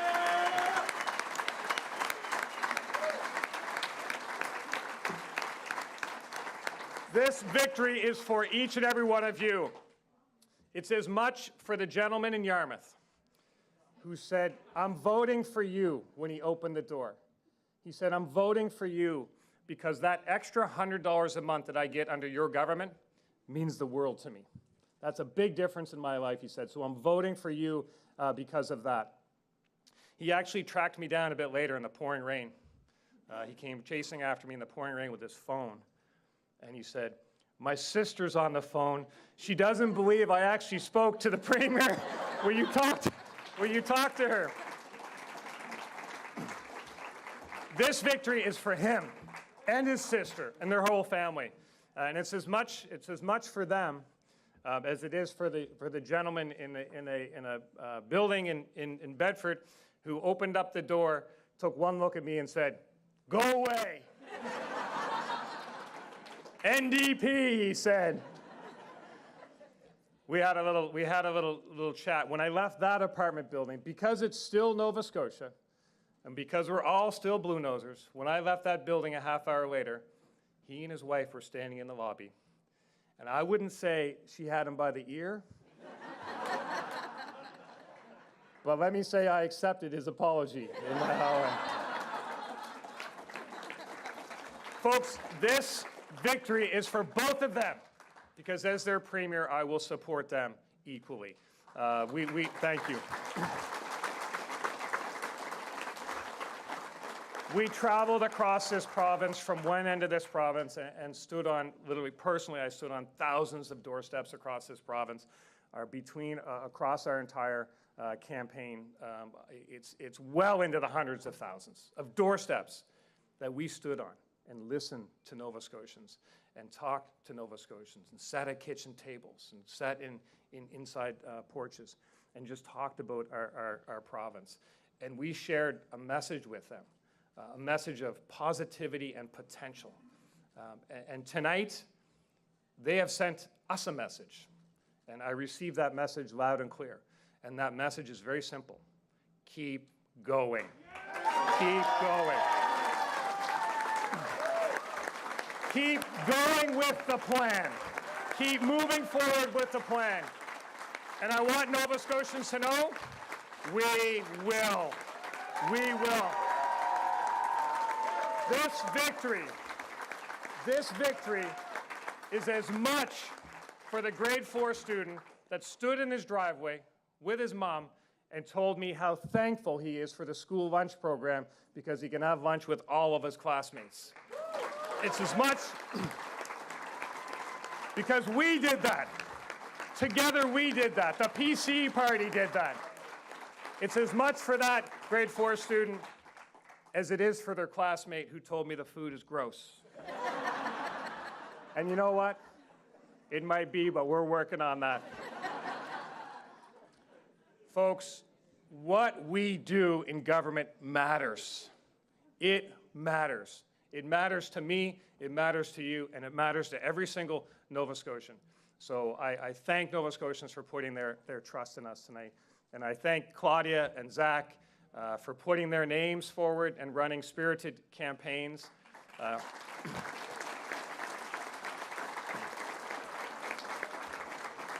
I thank every single person, no matter the party, who had the courage to put their name forward on a ballot. It takes a lot of courage, and I have great respect for every person who puts their name forward. So I thank them for putting their name forward. And I especially want to thank our incredible slate of PC candidates. We assembled an incredible slate of candidates, serious candidates in every single constituency, and I want to say thank you to my 54 fellow Nova Scotia PC candidates. I was proud to stand beside them. I am proud of the campaigns they ran, and every one of them has a great reason to be proud. And I know some of them will be disappointed right now. And I share in that disappointment because I know the effort that they put forward. But I'm proud of that effort, and I thank them for having the courage to put their name forward.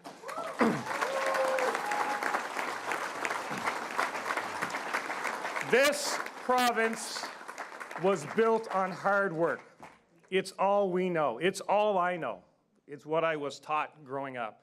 And every day that I have the privilege to serve you as your Premier, I commit to work harder and harder and harder every single day, and my entire team buys into a very simple motto: more, faster.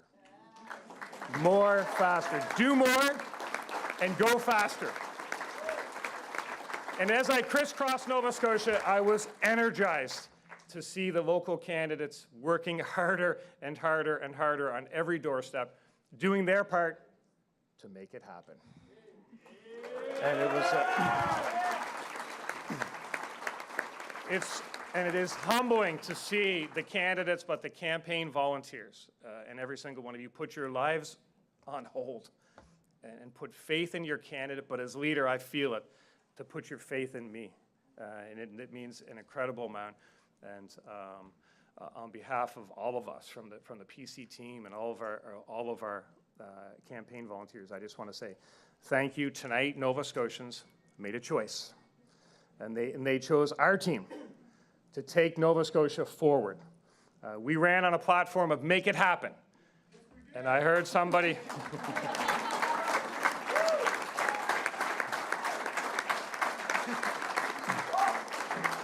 And as I walked in tonight, somebody said, well, you made it happen.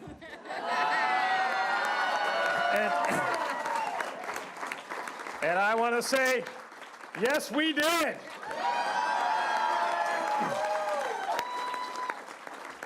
But this is just obviously the start of the next phase of the Nova Scotia journey. Make it happen was never meant just to be about winning another mandate.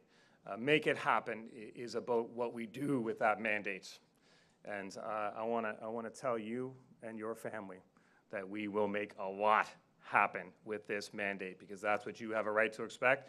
You and your family are counting on us to stand up for you, and we will.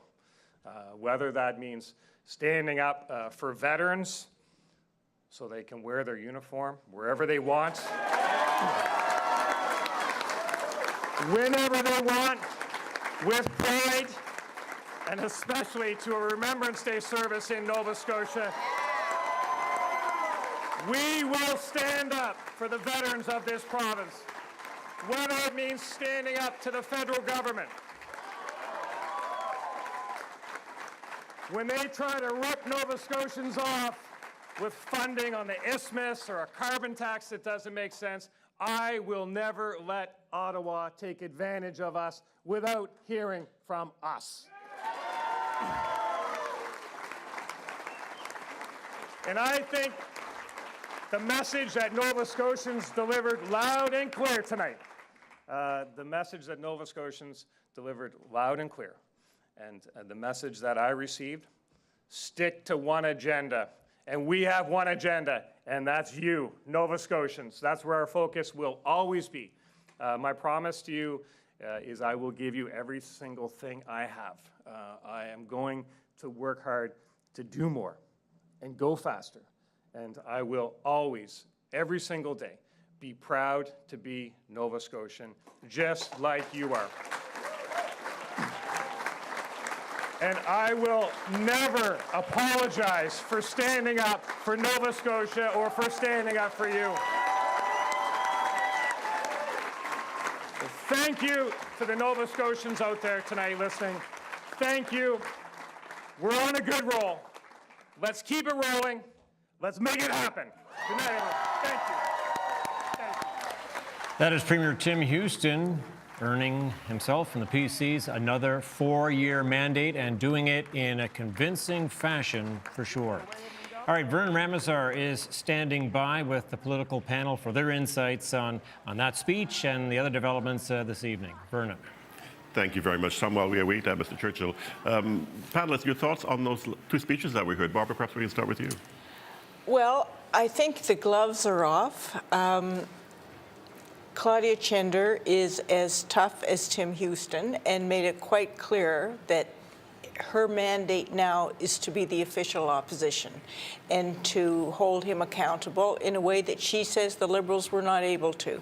And I think that's probably fairly accurate.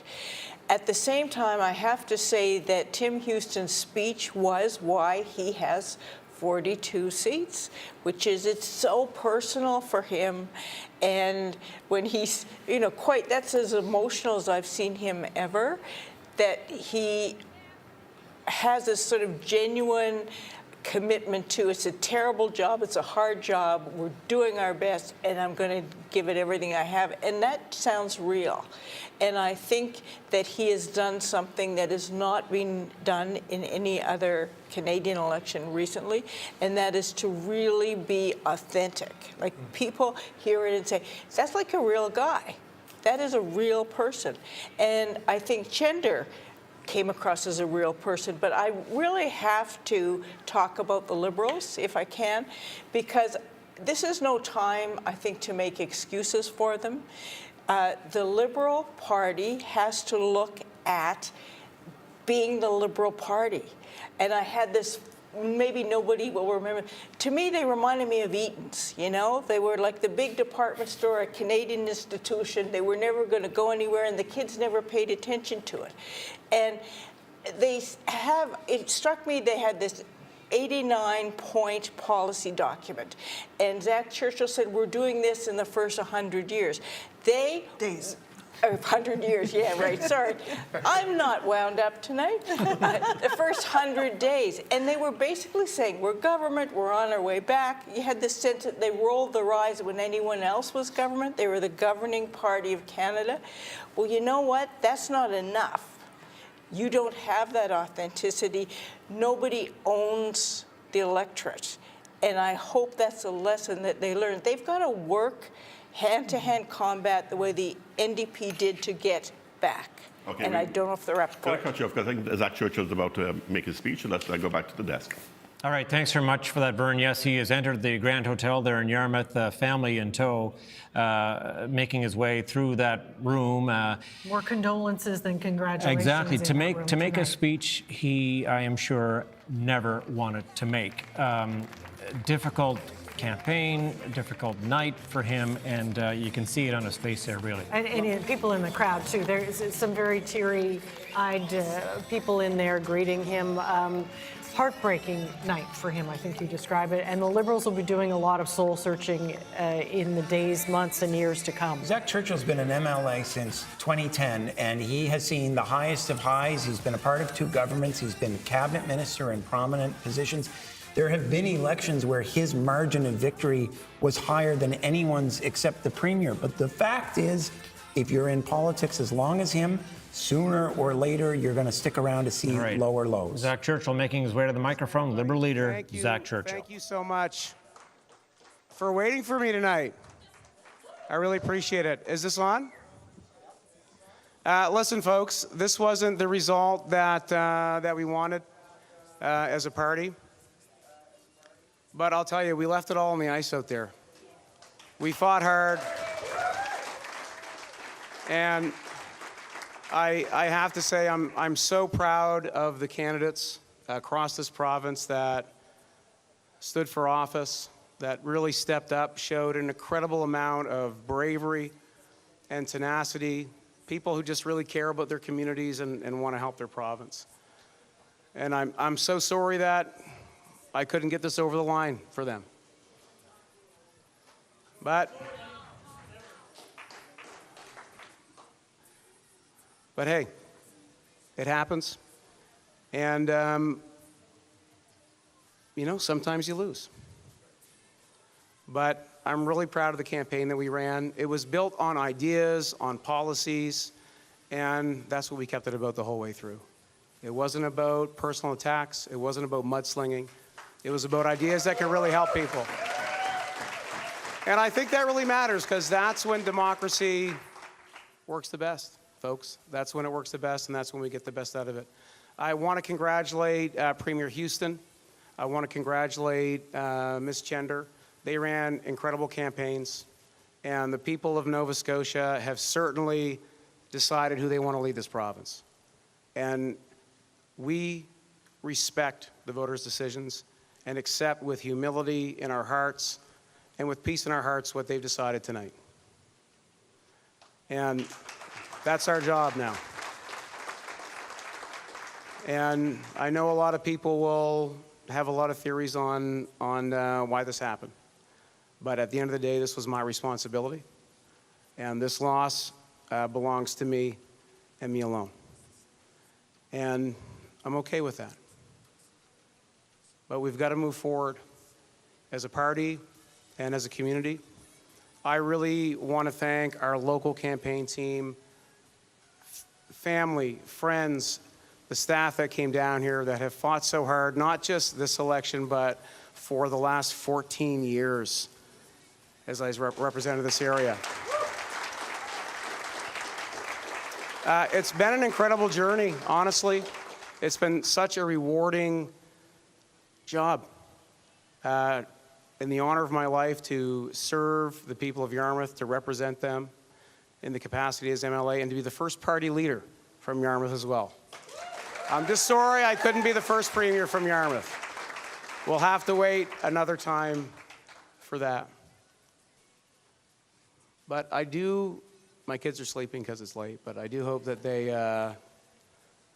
can hear this someday, is, you know,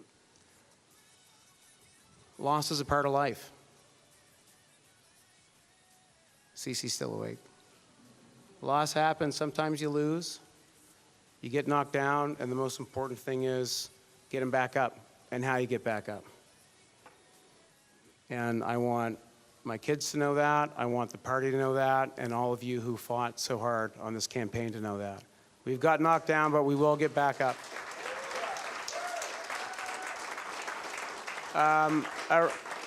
A real special thank you to my mother and my family and everybody who fought so hard here every single day of this campaign while I was out across this whole province. My God, I'm so lucky to have the love of my family and the support of my family in my life. It really means the world to me. And I may just be at more Sunday dinners now as a result of tonight. My incredible wife, Katie, the real love of my life. The best decision I ever made was asking that wonderful woman to marry me. And I couldn't have done any of this without you, honey. And listen, sometimes even when you lose, you win. And well, tonight we suffered a big loss, and that's a burden that I certainly will carry with me for a long time. I think we're just going to win some more time together. And whatever happens next, honey, I'm excited to enter into this next phase of this incredible adventure of life with you, whatever that looks like. I love you so much. And I'm so proud to be your husband. I don't know if the final numbers are in yet for our local campaign. Does anybody know? We're still close, so we're going to wait around and see what those are. But I want to congratulate Nick Hilton and his campaign team on running a really strong race here. And if they win tonight, I'll be the first to go down there and congratulate them. And I encourage everybody else to do that. This has been an absolute honor, folks. It's been an honor leading this party. It has been an honor representing this area. And certainly, I will be taking some time once we know what the final tally is tonight to discuss my future, of course, with my family, with the local association, with the party, and with those that are remaining in our caucus. And we'll certainly inform folks on what that decision is later on. Thank you so much for being here tonight. Thank you for the incredible support over these 14 years.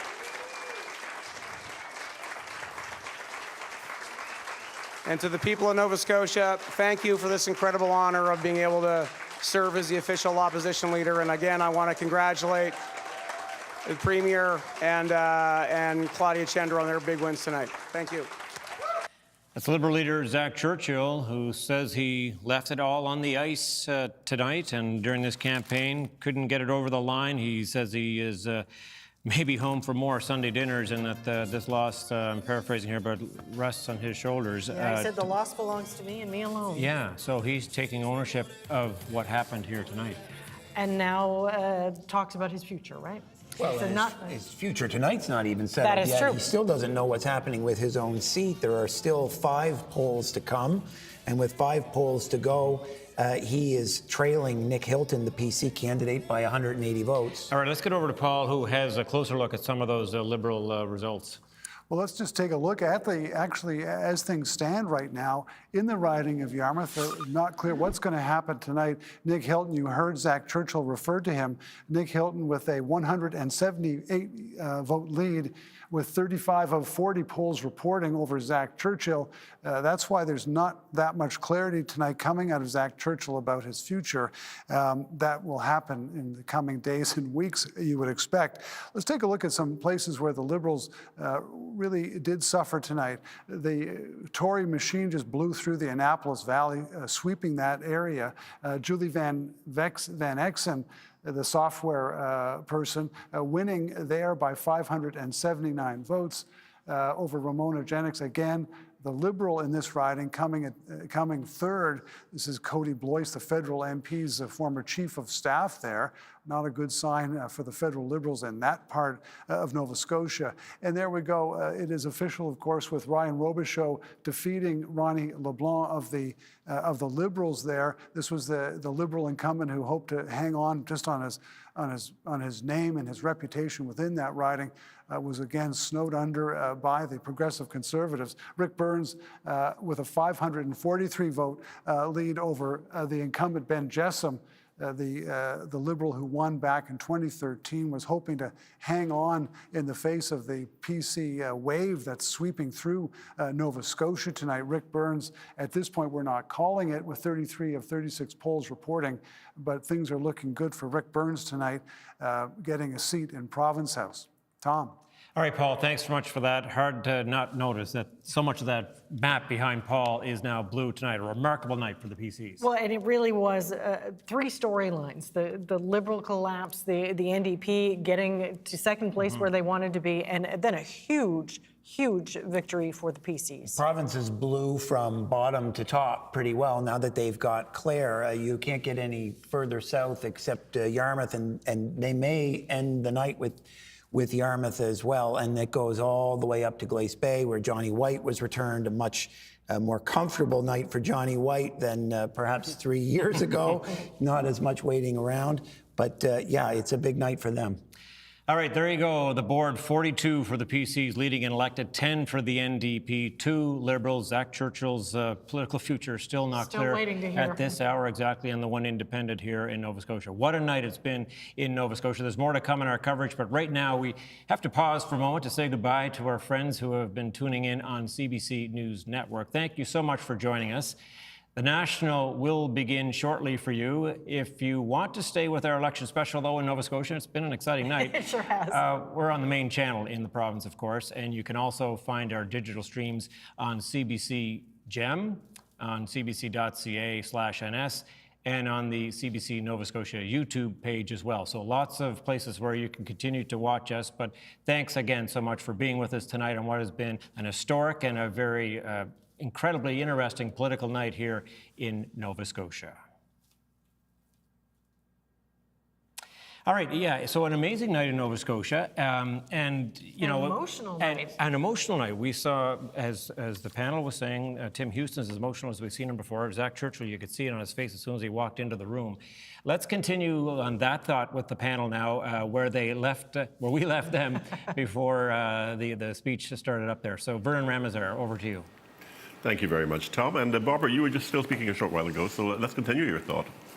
To talk about reaction to the speech, but now you've heard Zach Churchill as well. Well, I was a little surprised. I mean, you've got a feel for Zach Churchill, because that has been really not just his position, but his career, really, of his adult life, has come to an unexpected end. He's a decent guy. He had a slow, kind of lethargic start to this campaign. I actually don't buy this surprise election argument. Anyone in my world was talking about this election since really the spring, to the level at which it was actually getting annoying, that, you know, is it still going to happen? But I was surprised that he says he still has to consult with 3 or 4 different groups about his future. The polls were clear. The rest of the province was clear that the party was going to go down, and I'm surprised that he wasn't a little better prepared for this outcome in that aspect. So I think, I don't know what you do when you have so few people. We've talked a lot about funding, and to make that look real to people who are viewing, they'll have somebody to answer the phones. That's kind of it.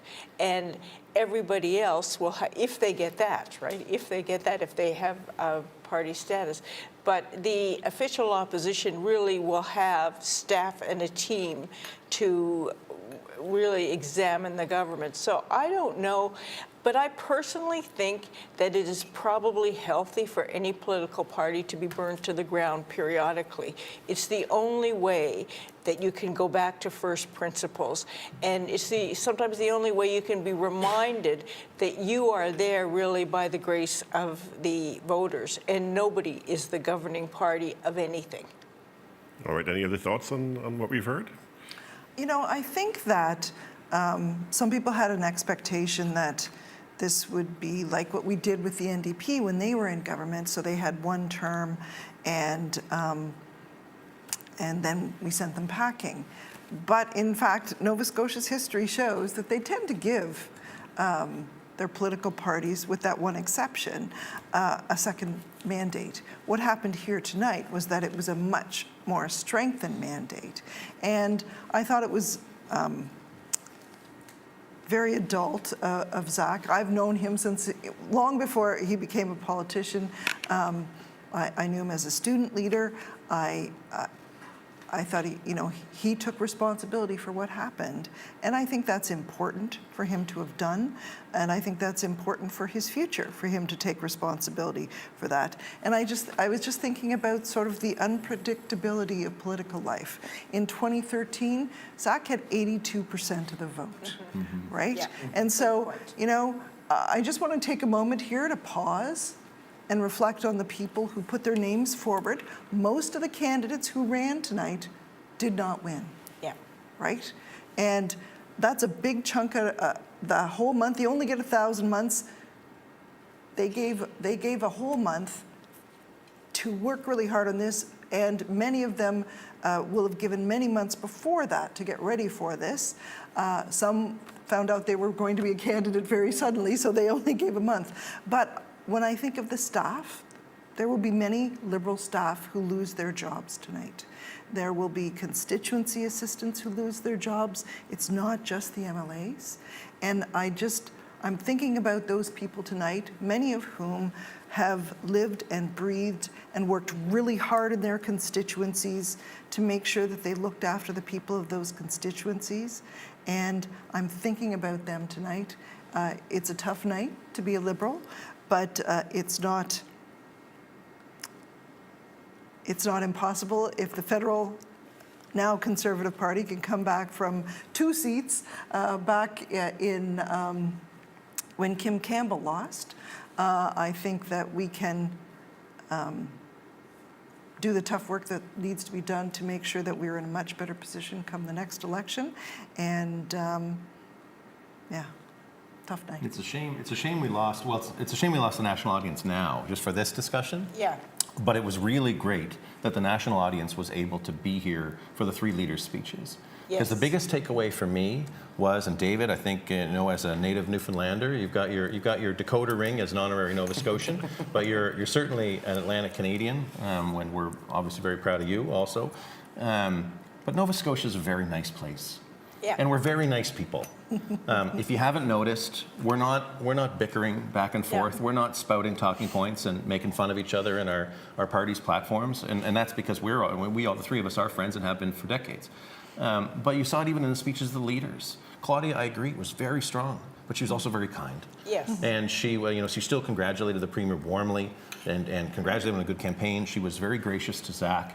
And yet still spoke quite passionately about what she was going to be able to deliver, both for the supporters of the Democratic Party, but also in her new role as the leader of the official opposition.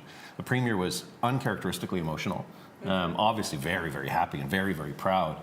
But most of his anecdotes were very human. They were stories from the campaign. They weren't stakeholder groups that reached out or folks that put in pre-budget consultations with which he was addressing. It was, you know, the grade 4 kid at the end of the driveway. And really, he governs in no small part with by some of those anecdotes also. He's driven by those human relationships. And Zach was about as humble and human and kind and nice as any person, any leader has ever been in a concession speech. Like, just wonderful. Like, Zach is a really good guy, another person who's been a friend of ours for a long time, and we all care a lot about. But you saw, you know, taking tremendous responsibility. But, you know, what was the big takeaway from his speech about how he wanted his girls to be proud of him? And I can't even say without getting emotional, as I've got my 7-year-olds. I know. Anyway, he wanted his daughters to be proud of him. Look at me. See, we're so nice. Anyway, I'm totally losing points with my people now. We're all like hard asses. Anyway, long story short, he wanted his daughters to be proud of him, and the lesson that loss is important. And you know, how warm and lovely was that to see all of them. And David, and you have some thoughts. I know you have some numbers that you want to talk about as well. I mean, look, if you're going to lose, the way Zach Churchill did it is the way you want to do it, right? Because you show people more about your character in defeat than you do in victory in a lot of cases. And you know, maybe not with 2 seats and not knowing if you've won in terms of the numbers, but in terms of the tone and the approach and the responsibility and the accountability he took for it. I'm curious to know whether his point about needing to have conversations about his future, whether that's about whether he can stay on as leader or what the process is for him to exit as leader, you know, because that seems to be more likely where that conversation is going to go. But just to look at those numbers on the bottom of your screen, the 42 PCs, 10 NDP, 2 Liberals, 1 Independent. Some of that's still going to change throughout the course of the night. We still have races that are less than 100 votes, so they're getting down to, you know, the nitty-gritty of it all. But the combined opposition MLAs that exist there now is smaller than the Liberal caucus was at dissolution. Yeah. That shows you how profound the Tim Houston victory is tonight. There were 6 NDP, 1 Independent, and 14 Liberals that they had after the floor crossings and the loss of the by-election along the way since the last vote.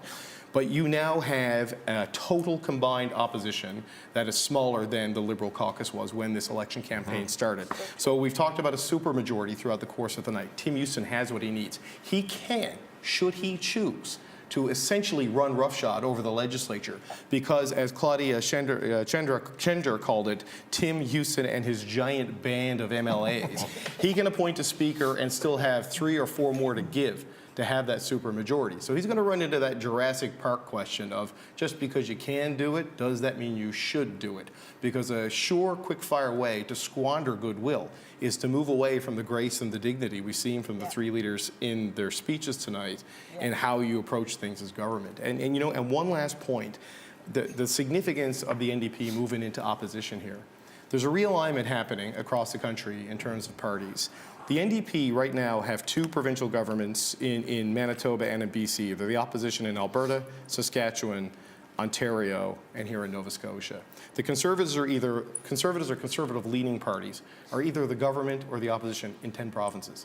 The Liberals have government in New Brunswick, government in Newfoundland and Labrador with an election coming next year, no opposition parties across the country. There's something interesting happening here. It might just be flukes. It might only be temporary, because as we've seen tonight, things can change swiftly and quickly in multiple directions in the same election. But it's curious to see what this means for the brand of the Liberal Party after another pretty devastating electoral outcome. Indeed. Let's go back to the desk now for the latest updates. All right, Vernon, thanks very much. Some great insights from the political panel there tonight. Claudia Chender did speak to the CBC's Taryn Grant a few moments ago. We have that interview now. It is a recorded interview, and we want to play that for you right now. Okay, I'm here with Claudia Chender, who is heading back to Province House as the official leader. I don't know if they hear. And Claudia, the irony is not lost on me that I wouldn't be speaking about a wardrobe with one of the male leaders, but I do just have to tell our audience that we did not plan to match tonight. I did expect you to be wearing orange, but we'll leave it at that. How are you feeling heading back to Province House in this new position? I feel great. I'm so excited to have our team back, to be adding some folks. Of course, the results are still coming in, but we've often said that we have been the effective opposition, and now we have the opportunity to be the official opposition at a time when opposition is more important than ever. And so we're ready to get down to work.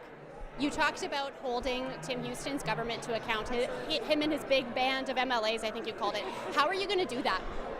By continuing to talk to people, by continuing to bring the stories that we hear from people to Tim, to the public, and into the public conversation. Because the reality is we just had an election that was called by Tim Houston when he has not completed any of his promises.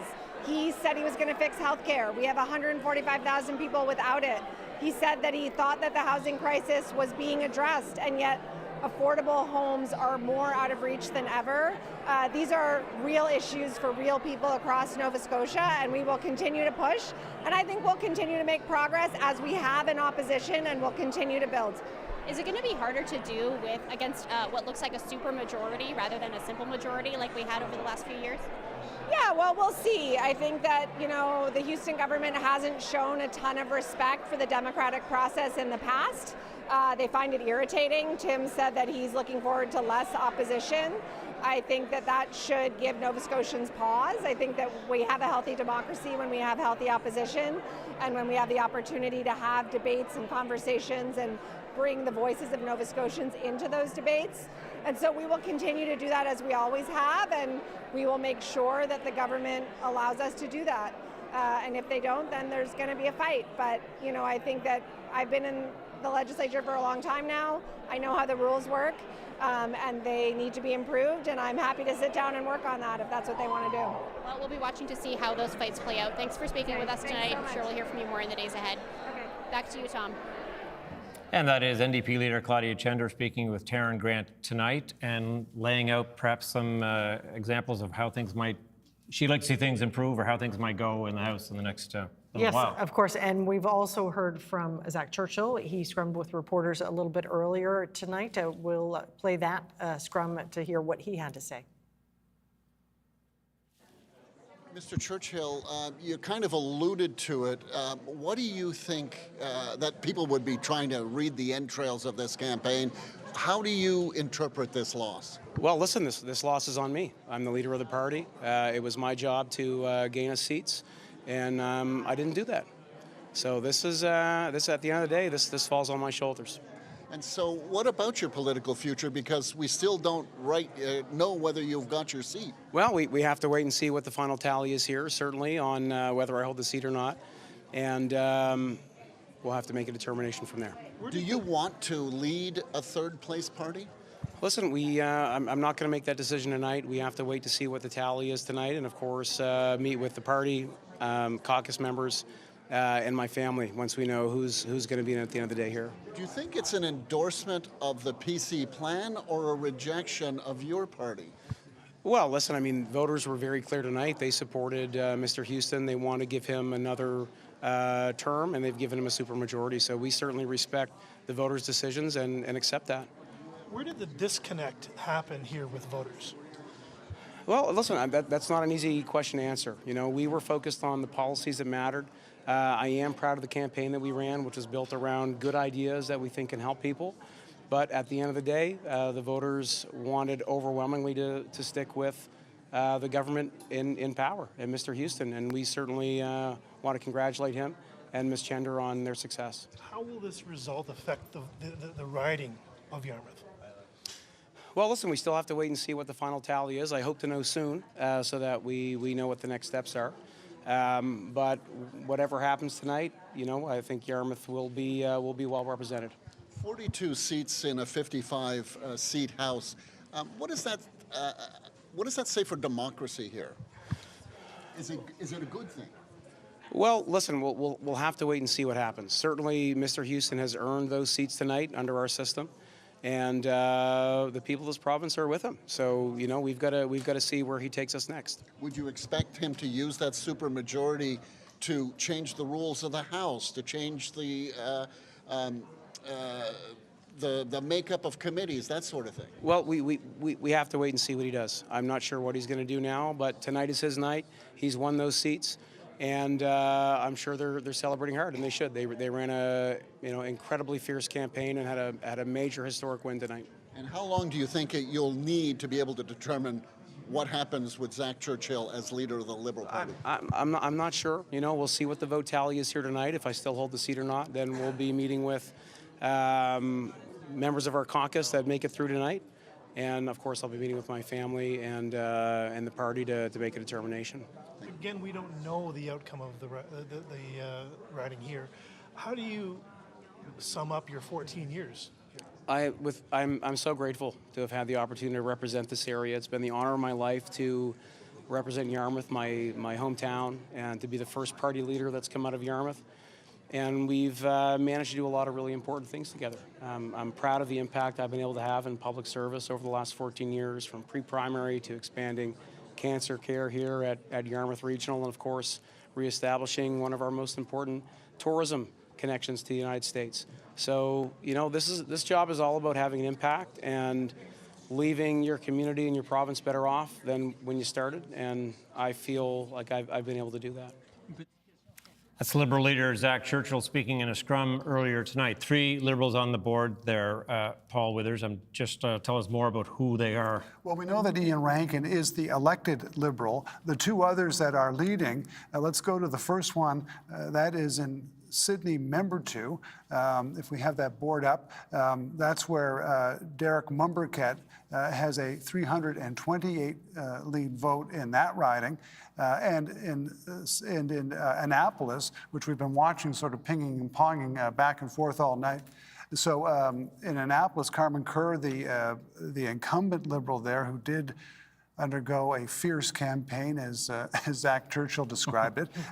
He's got a 189 vote lead at this stage. So what we're looking at, and when I look at 189 votes, that's with 39 of 46 polls reporting. He's got just that lead. It's looking a little more comfortable than it was, because earlier he was on the losing side of that kind of margin in the evening. So we don't know how those 2 Liberals are going to fare tonight. All right, Paul, well, thank you for that. We are approaching the end of our CBC Nova Scotia election special, but before we do go, we are going to be checking in one last time with our reporters at the Leaders' headquarters, and Jean LaRoche is standing by with the Churchill camp in Yarmouth. Jean. Well, clearly this is not the night the Liberals wanted. In fact, I keep refreshing the Elections Nova Scotia results page in the hopes that they will finally declare this. We know that there are 2 polls left to report, and according to the Liberals, there are something in the order of about 4,000 votes in those 2 polls. It's unclear what the holdup is. I've asked them if they've checked with Elections Nova Scotia, and they haven't received a satisfactory answer. So whether or not Zach Churchill survives this election will be obviously a big factor in his determining whether or not he'll continue to lead the Liberals with a greatly reduced caucus, or whether he'll go on to something else. But that may be something that we don't find out tonight.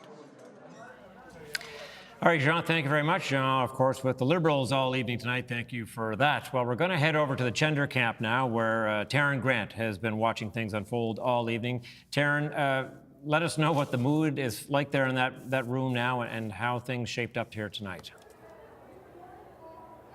Well, Tom, I am still down here at the hotel, but I've been kicked out into the hall because NDP are in the ballroom partying, and they didn't want media in there with the cameras on anymore, I guess because they're having too much fun and they don't want a record of it.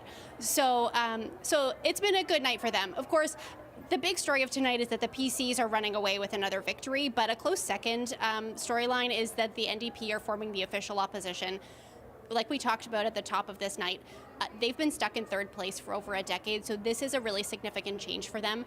Now, of course, we're still waiting for all the numbers to come in, but it does look like they're holding on to the 6 seats that they had, and they might still be picking up a few more on top of that. So it's a great night. Of course, in the days ahead, we're going to have to grapple with the question of what it's like to be an opposition party up against such a strong majority government. And Claudia Chender spoke a little bit about that earlier, but we're going to have to get into the nitty-gritty of it as we move forward with this new PC government and see how effective the NDP can actually be as the official opposition party. Tom? Yeah, interesting days ahead in politics in Nova Scotia for sure. Thank you very much, Taryn Grant. Finally, we're going to head back to Tim Houston's camp, where Shayna Luck is standing by. Shayna. Well, Tom, you may be able to see behind me that the room here has cleared out from those crowds that you saw earlier. But don't think that everybody's gone home. They've actually gone to another side of the ballroom. They've raised a wall here, so we can't quite see what's going on, but we can hear that there is some partying that's continuing, probably will continue quite a few hours yet, I would say.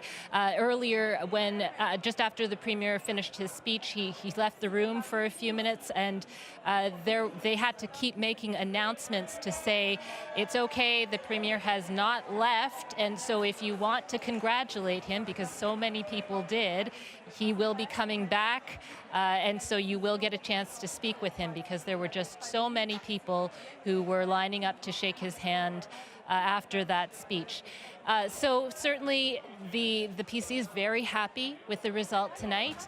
They have their majority that they were looking for, a super majority, and so they are taking a moment to enjoy that. And you know, for what that means in the days to come, we will have to see.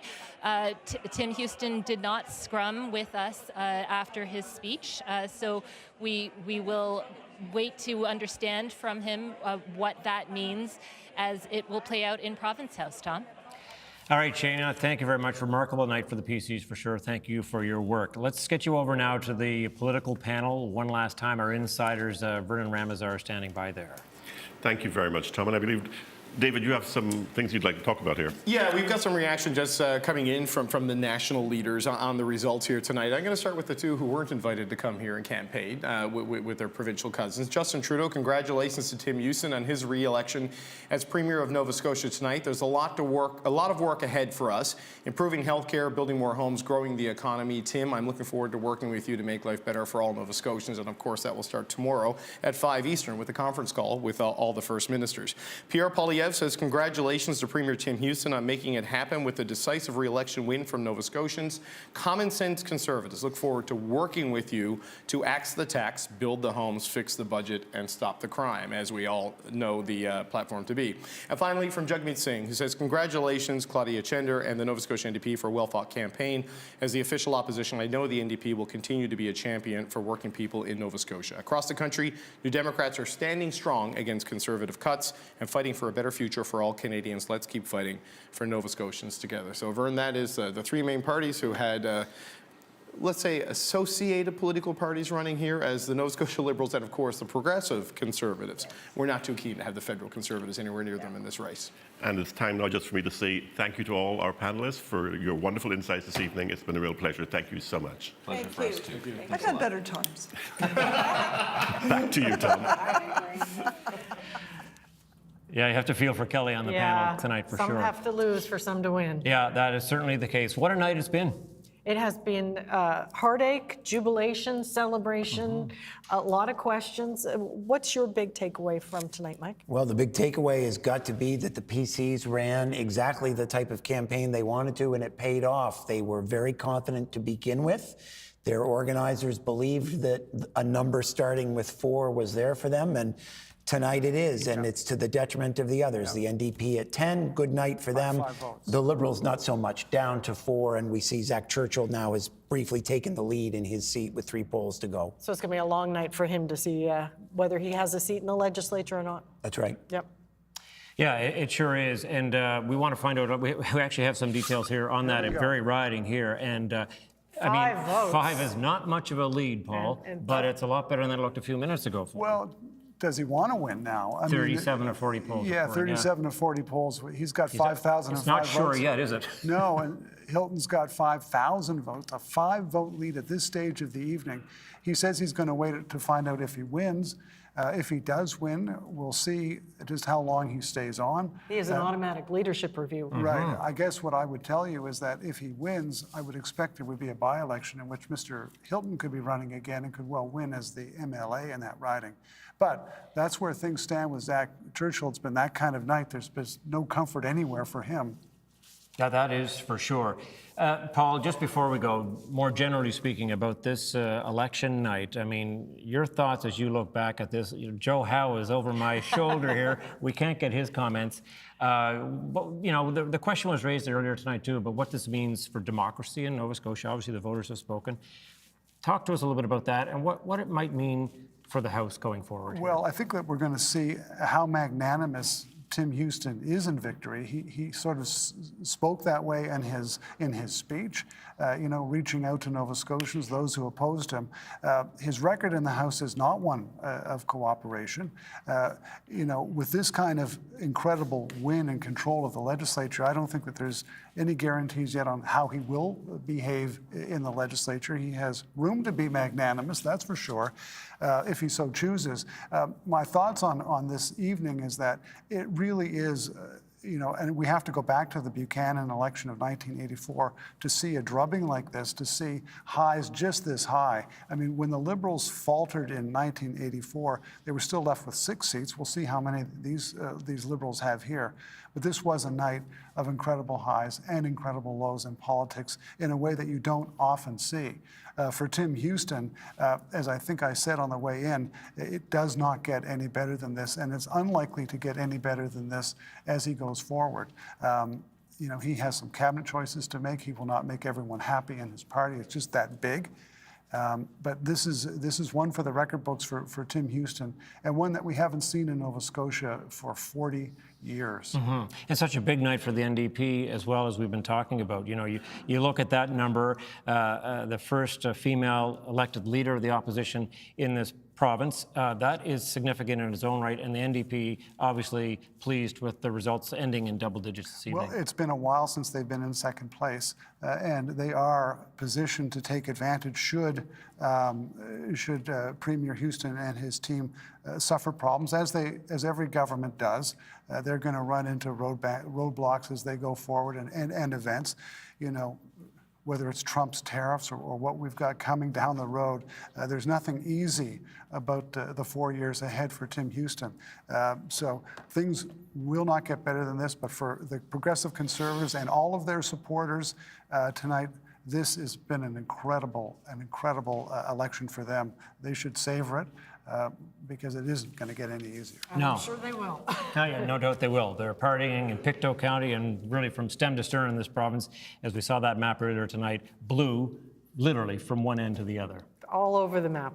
Yeah, quite a night it's been here at Province House for sure. Hasn't it been great having Joe Howe's company with us? He doesn't say a lot, but his presence is felt, definitely. A very significant statue and such a fantastic host here tonight, the folks at Province House. So we really appreciate all their efforts to make us feel comfortable and here. It's a beautiful spot to be in. It certainly is. And it's going to be a very different house to come back to the next time that Michael Gorman and our colleagues come back here to cover politics in Nova Scotia.